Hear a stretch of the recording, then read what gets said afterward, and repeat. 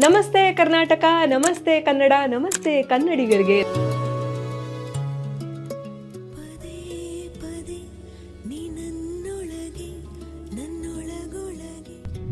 So how important to know about the music education? Musicology ಇದು ನಾವು ತುಂಬಾ ಗೆರೆ ಹಾಕ್ದಂಗೆ ಬೇರೆ ಮಾಡೋಕ್ಕಾಗಲ್ಲ. ಲಕ್ಷಣ ಗ್ರಂಥಗಳಲ್ಲಿ ಬಹಳ ಒಂದು ಪ್ರಮುಖ ಸ್ಥಾನವನ್ನು ಪಡೆಯುವಂಥದ್ದು ಭರತನ ನಾಟ್ಯಶಾಸ್ತ್ರ. ಸಂಗೀತ ಮತ್ತು ಸಾಹಿತ್ಯ ಎರಡನ್ನೂ ಮಿಕ್ಸಪ್ ಮಾಡಿ ಅದನ್ನ ಪ್ರೆಸೆಂಟ್ ಮಾಡುವಾಗ ಎಷ್ಟು ಕಷ್ಟ ಆಗ್ತಿತ್ತು ಅನ್ನೋದು. 10 ವಿಚಾರ ನಾವು ಸಂಗ್ರಹ ಮಾಡಿದ್ರೆ ಯಾವ್ದು ಒಂದೋ ಎರಡೋ ಅಷ್ಟೇ ವೇದಿಕೆಯಲ್ಲಿ ಉಪಯೋಗ ಆಗೋದು. ಸುಮ್ಮನೆ ಯಾರು ಜಾಸ್ತಿ ರೀಲ್ಸ್ ಮಾಡ್ತಾರೆ, ಯಾರು ಜಾಸ್ತಿ ವಿಡಿಯೋ ಮಾಡ್ತಾರೆ. ಸಂಗೀತ ಅಂತ ಬಂದಾಗ ಪ್ರಮುಖವಾಗಿ ಪ್ರಧಾನವಾಗಿ ನಮಗೆ ಬೇಕಾಗಿರುವಂಥದ್ದು ಧ್ವನಿ. ಧ್ವನಿ ದೈವತತ್ವವಾಗಿರುವಂಥದ್ದು, ನಾವು ಬದಲಾಯಿಸೋಕ್ಕಾಗಲ್ಲ. ಸೊ ಪಸ ನಿಮ್ಮ ಮೊದಲ ಒಂದು ಪುಸ್ತಕ ನೀಳ್ಗತೆಯಾಗಿ ಶುರುವಾಗಿದ್ದು. ನಮ್ಮ ಜವಾಬ್ದಾರಿ ಏನಿದೆ ಅಂತಂದ್ರೆ ಮುಂದಿನ ಪೀಳಿಗೆ ಕೇಳುಗ್ರು ನಾವು ತಯಾರು ಮಾಡಬೇಕು. ಧೃತ ಚಾರು ಮೋದಕಂ ಗಜಮುಖಂ.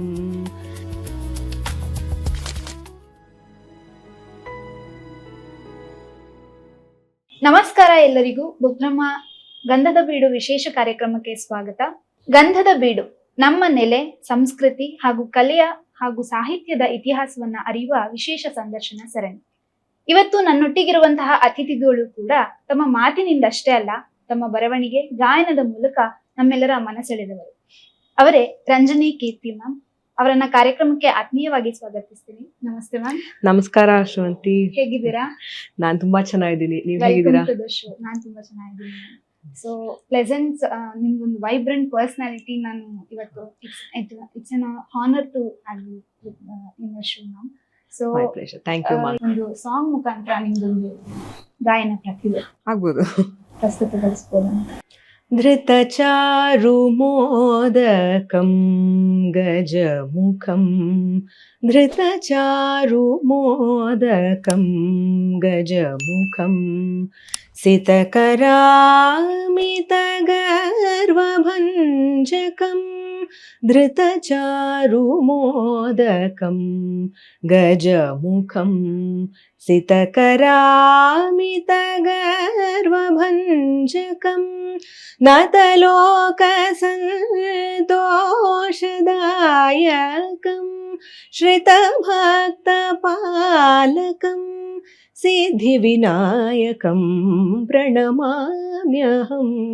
ಶ್ರೀ ಗೌರಿ ಸುತಂ ಫಣಿತಲ್ಪವಾಸು ದೇವಭಕ್ತಂ ಸತತಂ ಪ್ರಣಮಾಮ್ಯಹಂ. ಶ್ರೀ ಗೌರಿ ಸುತಂ. Very beautiful ma'am. Thank you. ಒಂದು ಒಳ್ಳೆ ಸ್ಟಾರ್ಟ್ ಇದು. ಸೊ ಫಸ್ಟಿಗೆ ಹೇಳೋದಾದ್ರೆ ನೀವೊಬ್ಬ ಲೇಖಕಿ, ಕಲಾವಿದೆ, ಧ್ವನಿ, ಡಬ್ಬಿಂಗ್ ಆರ್ಟಿಸ್ಟ್ ಅಂಡ್ ನಿರೂಪಕಿ ಕೂಡ. ಇಷ್ಟೆಲ್ಲ ಒಂದು ವ್ಯಕ್ತಿತ್ವ, ಬಹು ಆಯಾಮದ ವ್ಯಕ್ತಿತ್ವ ಇರುವಂಥದ್ದು. ಸೊ ಇದಕ್ಕೆ ಸ್ಟಾರ್ಟ್ ಹೇಗೆ ಅಂತ, ನಿಮ್ಮ ಲೈಫ್ ಜರ್ನಿ ಹೇಗೆ ಶುರುವಾಯ್ತು ಅನ್ನೋದನ್ನ ತಿಳ್ಕೊಳ್ತೇವೆ. ಎಲ್ಲರ ಲೈಫ್ ತರಾನೇ ಶುರುವಾಗಿದ್ದಮ್ಮ, ಏನು ತುಂಬಾ ಬೇರೆ ತರ ಏನಲ್ಲ. ಏನಂದ್ರೆ ಚಿಕ್ಕ ವಯಸ್ಸಿನಲ್ಲಿ ಏನ್ ಇಂಟ್ರೆಸ್ಟ್ ಇದೆ ನಮ್ಗೆ, ಅಥವಾ ಯಾವ್ದ್ರಲ್ಲಿ ಒಂದ್ ಸ್ವಲ್ಪ ಸಾಮರ್ಥ್ಯ ಇದೆ, ಅದನ್ನ ಗುರುತಿಸಿ ನಮ್ಮ ತಂದೆ ತಾಯಿ ಏನಾದ್ರು ಕಲ್ಸಕ್ಕೆ ಮುಂದಾಗ್ತಾರಲ್ಲ, ಅದು ತುಂಬಾ ಮುಖ್ಯ. ಅಲ್ಲಿಂದ ಶುರುವಾಯ್ತು ಅಂತ ನಾನು ಅಂದ್ಕೊಳ್ತೀನಿ. ಯಾಕಂದ್ರೆ ಅಲ್ಲಿವರೆಗೂ ನಾವು ನಮ್ಮ ಸ್ಕೂಲ್ ಆಯ್ತು, ಹೋಮ್ವರ್ಕ್ ಆಯ್ತು, ಹೀಗೆ ಇದ್ದಿದ್ದೇನೆ. ಪ್ರೈಮರಿ ಸ್ಕೂಲ್ನಲ್ಲಿ ಹಾಡ್ತಿದ್ದೆ ಅಂತ ಅಂದ್ಬಿಟ್ಟು ಗಮನಿಸಿ ಅಮ್ಮ ಕರ್ಕೊಂಡು ಹೋಗಿ ಮ್ಯೂಸಿಕ್ ಕ್ಲಾಸಿಗೆ ಸೇರಿಸಿದ್ರು. ರಾಜಮ್ಮ ಕೇಶವಮೂರ್ತಿಗಳು ಅಂತ ಹಿರಿಯ ವಿದುಷಿಯವರು, ಅವರಿಲ್ಲ, 1 ವರ್ಷ ಆಯ್ತು ಅವ್ರನ್ನ ಕಳ್ಕೊಂಡು. ಅವ್ರ ಹತ್ರ ಪಾಠಕ್ಕೆ ಸೇರಿಸಿದ್ರು. ಅಲ್ಲಿಂದ ಸಂಗೀತ ಕಲಿಕೆ ಶುರುವಾಯಿತು. ಲೇಖನ, ಬರವಣಿಗೆ ಇದೆಲ್ಲ ಏನು ಬರೀಲೇಬೇಕು ಹಂಗಿದ್ದೇನಲ್ಲ, ಅಥವಾ ತುಂಬ ಚಿಕ್ಕ ವಯಸ್ಸಲ್ಲೇ ಬರಿತಿದ್ವಿ ಆ ಥರದ್ದೇನಲ್ಲ. ಆದರೆ ಓದು ಇತ್ತು. ನಾವು ಒಂಥರದ ಒಟ್ಟು ಕುಟುಂಬ, ಅಂದ್ರೆ ಒಂದೇ ವಠಾರ, 5 ಮನೆ ಇದ್ದಿದ್ದು. ಅಲ್ಲಿ 5 ಮನೇಲಿ ಒಂದು ಅಲಿಖಿತ ಒಪ್ಪಂದ ಏನು ಅಂದ್ರೆ ಒಂದೇ ಮ್ಯಾಗಝಿನ್ ಆ ಥರ ತರಿಸ್ತಿಲ್ಲ, 5 ಮನೇಲಿ 5 ಮ್ಯಾಗಝಿನ್ ತರಿಸ್ತಾ ಇದ್ದಿದ್ದು. ಸೊ 5 ಓದಕ್ಕೆ ಸಿಗೋದು ಎಲ್ಲರಿಗೂ. ಅದೇ ನಮ್ಮ ಓದಿನ ಪ್ರಾರಂಭಿಕ ದಿನಗಳಷ್ಟೇನೆ. ಅಲ್ಲಿಂದ ಆಚೆಗೆ ನಿರೂಪಣೆ ಇದೆಲ್ಲ ದೂರದರ್ಶನದಿಂದ ಶುರುವಾಗಿದ್ದು. ದೂರದರ್ಶನದಲ್ಲಿ 2005ನೇ ಇಸ್ವಿನಲ್ಲಿ ದೂರದರ್ಶನಕ್ಕೆ ವಾರ್ತಾವಾಚಕಿಯಾಗಿ ಆಯ್ಕೆಯಾಗಿದ್ದು. ಅದು ಪಯಣ ಮುಂದುವರಿತಾ ಇತ್ತು. ಆಮೇಲೆ ಅಲ್ಲಿಂದ FM ರೈನ್ಬೋ RJ ಆಗಿ ಆಯ್ಕೆ ಆಯಿತು. ಇದು ನಡೀತಾ ಇರೋವಾಗ್ಲೇನೆ ದೊಡ್ಡ ದೊಡ್ಡ ಕಾರ್ಯಕ್ರಮಗಳಿಗೆ ನಿರೂಪಣೆಗೆ ಯಾರನ್ನಾದ್ರು ಕಳಿಸಿ ಆ ಥರ ಕಾಲ್ ಬರೋದು ಅವಾಗ ದೂರದರ್ಶನ್ ಮತ್ತೆ ಆಕಾಶವಾಣಿಗೆ. ಹಾಗೊಂದ್ಸಲಿ ಬಂದಾಗ ಈ ಥರ ಹೋಗ್ತೀರಾ ಮಾಡ್ತೀರಾ ಅಂತ ಕೇಳಿದ್ರು. ನಂಗೆ ಅದು ಆಸಕ್ತಿ ಇತ್ತು, ಕ್ಷೇತ್ರ ಆಸಕ್ತಿ ಇತ್ತು. ಇಂಜಿನಿಯರಿಂಗ್ ಕಾಲೇಜ್ ದಿನಗಳಿಂದನೂ ಮಾಡ್ತಿದ್ದುಂಟು ಸಾಂಸ್ಕೃತಿಕ ಕಾರ್ಯಕ್ರಮಗಳು ಆ ಥರ. ಸಾಧನಾ ಸಂಗೀತ ಶಾಲೆ ನೀವು ಕೇಳಿರಬಹುದು, ಶ್ರೀಮತಿ ಮಂಜುಳಾ ಗುರುರಾಜ್ ಅವ್ರದ್ದು, ಪ್ರಖ್ಯಾತ ಹಿನ್ನೆಲೆ ಗಾಯಕಿ ಅವ್ರದ್ದು. ನನಗೆ ನೆನಪಿರೋ ಹಾಗೆ ತುಂಬಾ ದೊಡ್ಡ ಮಟ್ಟದ ಸಾರ್ವಜನಿಕ ಕಾರ್ಯಕ್ರಮ, ದೊಡ್ಡ ಸಾಂಸ್ಕೃತಿಕ ಕಾರ್ಯಕ್ರಮ ನಾನು ನಿರೂಪಣೆ ಮಾಡಿದ್ದು ಅಂದ್ರೆ ಅದುವರೆಗೂ ಸ್ಕೂಲ್ ಕಾಲೇಜ್ಗಳಲ್ಲಿ, ಸ್ಕೂಲ್ ಡೇ, ಕಾಲೇಜ್ ಫೆಸ್ಟ್ಗಳಲ್ಲಿ ಎಲ್ಲ ಮಾಡ್ತಿದ್ದು ಉಂಟು. ಆದ್ರೆ ಸಾರ್ವಜನಿಕ ಕಾರ್ಯಕ್ರಮ ಮೊದಲು ಮಾಡಿಸಿದ್ದು ಅವರು. ಅಂದ್ರೆ ನನಗೆ ಗೊತ್ತಿರ್ಲಿಲ್ಲ ಅಷ್ಟು ಸಾಧ್ಯ ಆಗ್ತಿತ್ತಾ ಇಲ್ವಾ ಅಂತಂದ್ಬಿಟ್ಟು. ಇಲ್ಲ ನಿನಗಾಗತ್ತೆ ಮಾಡು ಅಂತ ಮಾಡಿಸಿದ್ರು. ಮೊದಲನೇ ದೊಡ್ಡ ಮಟ್ಟದ ಕಾರ್ಯಕ್ರಮ ಅದು. ಎಲ್ಲ ದೊಡ್ಡ ದೊಡ್ಡ ಘಟಾನುಘಟಿಗಳು, ಹಂಸಲೇಖ ಅವರು, RN ಜಯಗೋಪಾಲ್ ಅವರು, ಆ ಥರದ ದೊಡ್ಡ ಬಹಳ ಖುಷಿ ಆಯ್ತು. ಮತ್ತೆ ನನ್ನ ಹತ್ರದ ಕ್ಷೇತ್ರ ಅಲ್ವಾ ಸಂಗೀತದ ಕಾರ್ಯಕ್ರಮ ಅದು. ಮತ್ತೆ ಎಲ್ಲಾ ನೆಚ್ಚಿನ ಬರಹಗಾರರು, ಎಲ್ಲಾ ದೊಡ್ಡ ದೊಡ್ಡ ಹಿನ್ನೆಲೆ ಗಾಯಕರು ಎಲ್ಲ ಇದ್ದಂತ ಕಾರ್ಯಕ್ರಮ ಅದು. ಅಲ್ಲಿಂದ ನಿರೂಪಣೆ ಅವಾಗ ಶುರುವಾಗಿತ್ತು. ಅಲ್ಲಿ ಇಲ್ಲಿ ಒಂದಿಷ್ಟು ಮಾಡ್ತಿದ್ದುಂಟು. ದೂರದರ್ಶನ ಮತ್ತು ಆಕಾಶವಾಣಿಯಿಂದ ಒಂದು ವೃತ್ತಿಯಾಗಿ ತಗೊಳ್ಳೋ ಮಟ್ಟದವರೆಗೂ ದೊಡ್ಡ ದೊಡ್ಡ ಕಾರ್ಯಕ್ರಮಗಳು ಸಿಗೋದಕ್ಕೆ ಪ್ರಾರಂಭ ಆಯ್ತು. ಸರ್ಕಾರದ ದೊಡ್ಡ ಕಾರ್ಯಕ್ರಮಗಳು, ರಾಷ್ಟ್ರಮಟ್ಟದ್ದು, ಕೆಲವೊಮ್ಮೆ ಅಂತಾರಾಷ್ಟ್ರೀಯ ಮಟ್ಟದ್ದು, ಆ ಥರದ್ದೆಲ್ಲ ಅಲ್ಲಿಂದ ಅದು ದೂರದರ್ಶನ ಆಕಾಶವಾಣಿ ತೆರೆದುಕೊಟ್ಟಂತ ಹೆಬ್ಬಾಗ್ಲೇನಿದೆ, ಅಲ್ಲಿಂದ ಸಿಗೋದಕ್ಕೆ ಪ್ರಾರಂಭ ಆಯ್ತು. ಬಾರವಾಣಿಗೆ ಕಾಲೇಜ್ ದಿನಗಳಲ್ಲಿ ಚಿಕ್ಕ ಪುಟ್ಟ ಕಥೆ ಬರೆಯೋದು, ತುಂಬಾ ಜನ ಮಾಡೋ ಹಾಗೆ ನೋಟ್ಸ್ ಹಿಂದ್ಗಡೆ ಕವನ ಬರೆಯೋದು, ಸುಮಾರು ಜನ ಶುರುವಾಗಿರೋದು ಹಂಗೇನೆ ಅಲ್ವಾ. ಆ ಥರ ನೋಟ್ಸ್ ಹಿಂದೆನೆ ಸುಮಾರು ಕಥೆಗಳು, ಕವನಗಳು ಇರ್ತಿದ್ದೆಲ್ಲ ಮ್ಯಾಥ್ಸು, ಫಿಸಿಕ್ಸ್ ನೋಟ್ಸ್ ಹಿಂದೆನೆ ಇರ್ತಿದ್ದು, ಬರೀತಿದ್ದು. ಗಂಭೀರವಾಗಿ ಬರವಣಿಗೆ ಶುರು ಆಗಿದ್ದು ಅಂತಂದ್ರೆ ಕಥೆಕೂಟ ಅಂತ ಒಂದು ಸಣ್ಣ ಕಥೆಗಾರರ ಕಥೆಗಳನ್ನ ಬರೆಯೋರ ಒಂದು ಗುಂಪಿದೆ. ಶ್ರೀಯುತ ಗೋಪಾಲ್ ಕೃಷ್ಣ ಕುಂಟಿನಿ ಅವರು ಒಳ್ಳೆ ಬರಹಗಾರರು ಮತ್ತು ಹಿರಿಯ ಲೇಖಕರಾದಂತಹ ಜೋಗಿ ಅವರು, ಇವ್ರುಗಳು ಕಟ್ಟಿರೋ ಅಂತ ಒಂದು ಕಥೆಗಾರರ ಗುಂಪದು. ಇದ್ರ ಬಗ್ಗೆ ನಾನು ಕೇಳ್ಪಟ್ಟೆ ಮತ್ತೆ ನೋಡಿದೆ ಒಂದು ನಿರೂಪಣೆಗೆ ಹೋಗಿದ್ದಾಗ ಕಾರ್ಯಕ್ರಮದಲ್ಲಿ. ಆಗ ಅದಕ್ಕೆ ಆಸಕ್ತಿ ಬಂತು. ಅಲ್ಲಿ ಹೋದ್ಮೇಲೆ ಇದನ್ನ ಪಾಲಿಶ್ ಮಾಡೋ ಅಂಥದ್ದು, ಕೊನೆಗೆ ಕತೆ ಹೇಗಿರ್ಬೇಕು ಅಂದ್ರೆ ನಮ್ಗೇನೋ ತೋಚಿದ್ದು, ನಮ್ಗೇನೋ ಹೊಳ್ದಿದ್ದು ಬರಿತಾ ಇರ್ತೀವಲ್ವಾ, ಸರಿ ತಪ್ಪು ಗೊತ್ತಾಗೋಕೆ. ಯಾಕೆಂದ್ರೆ ಅಕಾಡೆಮಿಕಲಿ ಸಾಹಿತ್ಯ ಓದೋರಲ್ಲ, ನಂದು ಸೈನ್ಸ್ ಕಾಲೇಜಲ್ಲಿ ಓದಿದ್ದು ಬ್ಯಾಕ್ಗ್ರೌಂಡ್. ಹಾಗಾಗಿ ಆ ಸಾಹಿತ್ಯದ ವಾತಾವರಣ ಬೇಕಲ್ಲ ಕಲಿಯೋದಕ್ಕೆ ನಮ್ಗೆ, ಮತ್ತೆ ಏನ್ ತಪ್ಪಾಗ್ತಿದೆ ಅಂತ ಹೇಳೋರೊಬ್ರು ಬೇಕಲ್ವಾ ನಮ್ಗೆ. ಆ ತರ ಪಾಠಗಳೆಲ್ಲ ಸಿಕ್ಕಿದ್ದು ಮತ್ತೆ ಸಿಗ್ತಾ ಇರೋದು ಕಥೆಕೂಟ ಅಂತ ಒಂದು ಗುಂಪದು. ಅಲ್ಲಿಂದ ಬರವಣಿಗೆ ಸ್ವಲ್ಪ ಗಂಭೀರವಾಗಿ ತಗೊಳ್ಳೋದು ಅಂತ ಆಗಿ, ಹಿಂದೆ ಬರ್ದಿದ್ ಸುಮಾರು ಹಿಂದೆ ಬರ್ದಿದ್ ಕಥೆಗಳನ್ನೆಲ್ಲ ಸರಿ ಮಾಡೋದು, ಇದೇನೋ ಇನ್ನೂ ಏನೋ ಬೇಕಿದೆ ಅಂತ ಅನ್ಸುತ್ತಲ್ಲ ನಮ್ಗೆ, ಆ ಥರದ್ದು ರಿಪೇರಿ ಕೆಲಸ ಒಂದು ಫಸ್ಟ್ ಆಯ್ತು. ಆಮೇಲೆ ಹೊಸ ಕಥೆಗಳನ್ನ ಬರೆಯುವಾಗ ಅಲ್ಲಿ ಸಿಕ್ಕಿದ ಪಾಠಗಳನ್ನ ಅಳವಡಿಸ್ಕೊಳ್ಳುವಂಥದ್ದು, ಹಾಗೆ ಶುರುವಾಗಿದ್ದಮ್ಮ. ಸಾಹಿತ್ಯ ಮತ್ತೆ ಸಂಗೀತ ಎರಡರ ಸಮ್ಮಿಶ್ರಣದಂತೆ ನಿಮ್ದೊಂದು ಲೈಫ್ ಜರ್ನಿನ ಕಾಣ್ಬೋದು. ಸಂಗೀತ ಸಾಹಿತ್ಯ ಇಲ್ಲದೆ ನಮ್ಗೆ ಸಂಗೀತ ಇಲ್ಲ, ಎಲ್ಲದ್ರಲ್ಲೂ ಇದೆ. ನೀವು ಇಂಜಿನಿಯರಿಂಗ್ ಪದವೀಧರೆ, ಆ ನಂತರ ನಿಮ್ಗೆ ಬೇರೆ ಬೇರೆ ಕ್ಷೇತ್ರಗಳಲ್ಲಿ ಒಲವು ಹೋಗಿ ಒಂದಷ್ಟು ಕೆಲಸಗಳನ್ನ ಮಾಡ್ತಾ you give so much of time to music. ಸಂಗೀತ ಅನ್ನೋದ್ರ ಬಗ್ಗೆ ತುಂಬಾನೇ, ಈಗ ಇವರ ಮ್ಯೂಸಿಕಾಲಜಿಸ್ಟ್ ಆಗಿ ರಿಸರ್ಚ್ ಸ್ಕಾಲರ್ ಕೂಡ ಆಗಿದ್ದೀರಿ. So how important to know about the music education ಆಗಿರ್ಬೋದು, ಲಿಟ್ರೇಚರ್ ಬಗ್ಗೆ ಆಗಿರ್ಬೋದು, ಅದ್ರ ಬಗ್ಗೆ ಮಾತಾಡೋದು. ಮ್ಯೂಸಿಕ್ ಲಿಟ್ರೇಚರ್, ಮ್ಯೂಸಿಕಾಲಜಿ ಇದು ನಾವು ತುಂಬಾ ಹಿಂಗ್ ಗೆರೆ ಹಾಕ್ದಂಗೆ ಬೇರೆ ಮಾಡಕ್ಕಾಗಲ್ಲ. ನಾವು ಏನು ಮ್ಯೂಸಿಕ್ ಲಿಟ್ರೇಚರ್ ಇರುತ್ತೆ ಅದನ್ನ ಹಾಡ್ಬೇಕು, ಏನ್ ಹಾಡ್ತೀವಿ ಅದ್ರದ್ದು ವಿಚಾರ ಗೊತ್ತಿರ್ಬೇಕು ನಮ್ಗೆ. So that is where musicology comes to picture. ನನ್ಗೆ ಮ್ಯೂಸಿಕ್ ಲಿಟ್ರೇಚರ್ ಆಸಕ್ತಿ ಮೂಡಿದ್ದು ಯಾವಾಗ ಅಂತಂದ್ರೆ, ಸರಿಯಾದ ಇಸ್ವಿ ನೆನಪಿಲ್ಲ, ಆದ್ರೆ ಸುಮಾರು ಒಂದು PUC ಆ ಸಮಯದಲ್ಲಿ ಒಂದು ಸಂದರ್ಶನ ನೋಡ್ತಾ ಇದ್ದೆ. ನಮ್ಮ ದೇಶದ ಒಂದು ದೊಡ್ಡ ಆಸ್ತಿ ಅಂತ ನಾವು ಹೇಳ್ಬಹುದಾದಂತ ಗುರು ಶ್ರೀಮತಿ ಪದ್ಮಾ ಸುಬ್ರಹ್ಮಣ್ಯಂ ಅವ್ರದ್ದು ಸಂದರ್ಶನ ಅದು. ನನಗೆ ಅವಾಗ ಅವ್ರು ಯಾರು ಅಂತನೂ ಗೊತ್ತಿರಲಿಲ್ಲ. ಮತ್ತೆ ಡಾನ್ಸ್ ವಿದ್ಯಾರ್ಥಿ ಆಗದೆ ಇರೋದ್ರಿಂದ ಅವ್ರ ಬಗ್ಗೆ ಏನು ಹೆಚ್ಚಾಗಿ ಗೊತ್ತೇ ಇರಲಿಲ್ಲ. ಆದರೆ ಅವ್ರ ಸಂದರ್ಶನದಲ್ಲಿ ಈ ನಮ್ಮ ಪರಂಪರೆಯಲ್ಲಿ ಇರೋವಂಥ ಲಕ್ಷಣ ಗ್ರಂಥಗಳಲ್ಲಿ ಬಹಳ ಒಂದು ಪ್ರಮುಖ ಸ್ಥಾನವನ್ನು ಪಡೆಯುವಂಥದ್ದು ಭರತನ ನಾಟ್ಯಶಾಸ್ತ್ರ. ಲಲಿತ ಕಲೆಗಳು ಇವಾಗ ನಾವು ಏನನ್ನ ಸಂಗೀತ, ನೃತ್ಯ, ನಾಟಕ, ಶಿಲ್ಪ, ಇದಕ್ಕೆಲ್ಲ ರಂಗಭೂಮಿ, ಇದಕ್ಕೆ ನಮಗೆ ಸಿಕ್ಕಿರೋಂಥ ಪ್ರಮುಖವಾದ ಮತ್ತೆ ಮೊದಲ ಆಕರ ಗ್ರಂಥ ಭರತನ ನಾಟ್ಯಶಾಸ್ತ್ರ. ಆವತ್ತು ಅವ್ರ ಸಂದರ್ಶನದಲ್ಲಿ ಅದ್ರ ಬಗ್ಗೆ ತುಂಬಾ ವಿಸ್ತೃತವಾಗಿ ಮಾತಾಡ್ತಾ ಇದ್ರು.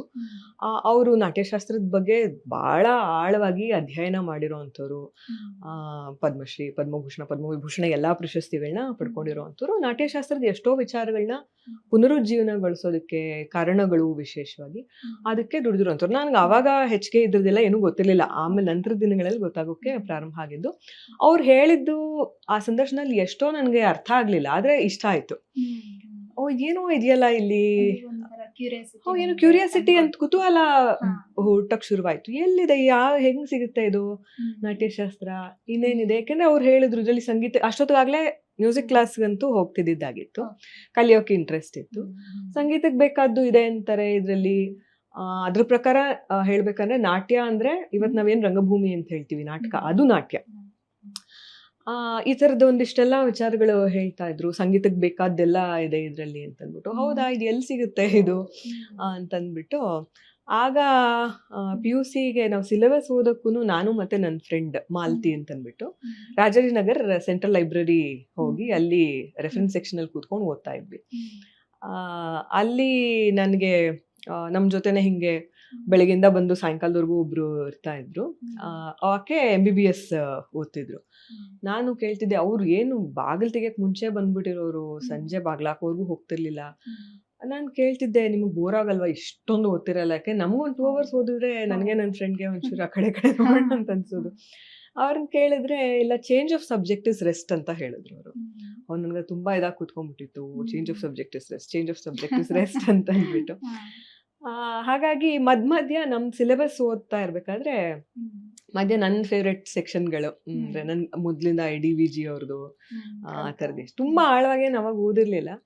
ಆದ್ರೆ ಅಲ್ಲಿ ಪುಸ್ತಕಗಳು ಸಿಗೋದಲ್ವಾ, ಸೊ ಒಂದ್ ಫ್ಲೋರ್ ಕೆಳಗಡೆ ಇಳಿಬೇಕಿತ್ತು. ಸೊ ಅಲ್ಲಿ ಹೋಗೋದು, ಒಂದ್ ಅರ್ಧ ಗಂಟೆ ರೆಸ್ಟ್ ಅಥವಾ ಒಂದ್ ಬ್ರೇಕ್ ಅಂತ ಅನ್ಕೊಂಡು ಅಲ್ಲಿ ಹೋಗ್ಬಿಟ್ಟು ಓದೋದಕ್ಕೆ ಆವಾಗ್ಲೇನೆ ಕಾರಂತರದ ಕಾದಂಬರಿಗಳು ಸಿಗ್ತಿದ್ದು. ಆಮೇಲೆ DVG ಅವ್ರು ಎಷ್ಟೋ ಬರಹಗಳನ್ನ, ಜ್ಞಾಪಕ ಚಿತ್ರಶಾಲೆ ಅವೆಲ್ಲ ಮೊದ್ಲು ಓದಿದ್ದು. ಎಷ್ಟ್ ಅರ್ಥ ಆಯ್ತೋ ಅವಾಗ ಆ ವಯಸ್ಸಿನಲ್ಲಿ ಗೊತ್ತಿಲ್ಲ, ಆದ್ರೆ ಅದೆಲ್ಲ ಫಸ್ಟ್ ಮೊದ್ಲು ಪುಸ್ತಕ ಕೈಗೆ ತಗೊಂಡಿದ್ದು ಅಲ್ಲಿ ಹೋಗ್ಬಿಟ್ಟು ಈ ಭರತನ ನಾಟ್ಯಶಾಸ್ತ್ರ ಹುಡುಕ್ದೆ. ಸಿಗ್ಲಿಲ್ಲ ನನಗೆ ಅವತ್ತು. ಇಲ್ಲ ಯಾರೋ ತಗೊಂಡ್ ಹೋಗಿದ್ರು ಅಥವಾ ಅಲ್ಲಿ ಇರ್ಲಿಲ್ವೋ ಏನೋ ಗೊತ್ತಿಲ್ಲ. ಯಾಕಂದ್ರೆ ಅದು ಸಂಸ್ಕೃತದಲ್ಲಿರೋಂಥ ಒಂದು ಲಕ್ಷಣ ಗ್ರಂಥ. ಅಲ್ಲಿ ನನಗದು ಸಿಗ್ಲಿಲ್ಲ. ಆದ್ರೆ ಅದೆಲ್ಲೋ ಹೊರಿತಾ ಇತ್ತು. ಬದಲಾಗಿ ಬೇರೆ ಪುಸ್ತಕಗಳು ಸಿಕ್ಕಿದ್ವು ನನಗೆ ಅಲ್ಲಿ. ಉದಾಹರಣೆಗೆ ಮೈಸೂರು ವಾಸುದೇವಾಚಾರ್ಯರು ನಾಕಂಡ ಕಲಾವಿದರು ಅಂತ ಒಂದು ಪುಸ್ತಕ ಬರೆದಿದ್ದಾರೆ. ಅವ್ರ ಕಾಲದಲ್ಲಿ ಅವ್ರ ನೋಡಿದಂಥ ದೊಡ್ಡ ದೊಡ್ಡ ವಿದ್ವಾಂಸರು, ಅವ್ರ ಜೊತೆ ಇವ್ರಿಗಿದ್ದಂಥ ಒಡನಾಟ, ಇದನ್ನೆಲ್ಲ ವಿವರಿಸಿರೋ ಅಂಥದ್ದು. ಅಂದ್ರೆ ಅವ್ರದೇ ಒಂದು ಧಾಟಿನಲ್ಲಿ ಅವ್ರು ಕಂಡಿದ್ದನ್ನ, ಅವ್ರು ಅನುಭವಿಸಿದ್ದನ್ನ ಬರೆದಿರೋ ಒಂದು ಪುಸ್ತಕ ಅದು. ಆ ಪುಸ್ತಕ ಸಿಕ್ತು. ಆಮೇಲೆ ಇದ್ರದ್ದು ಹುಡುಕಾಟ ನಡೀತಾನೆ ಇತ್ತು.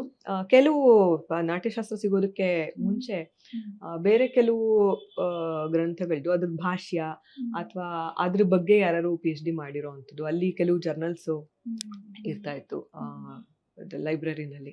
ಆ ಥರದ್ದು ಓದೋದಕ್ಕೆ ಸಿಗ್ತಾ ಇತ್ತು. ಸೊ ಅದು ಕುತೂಹಲ ಇದ್ದೇ ಇತ್ತು.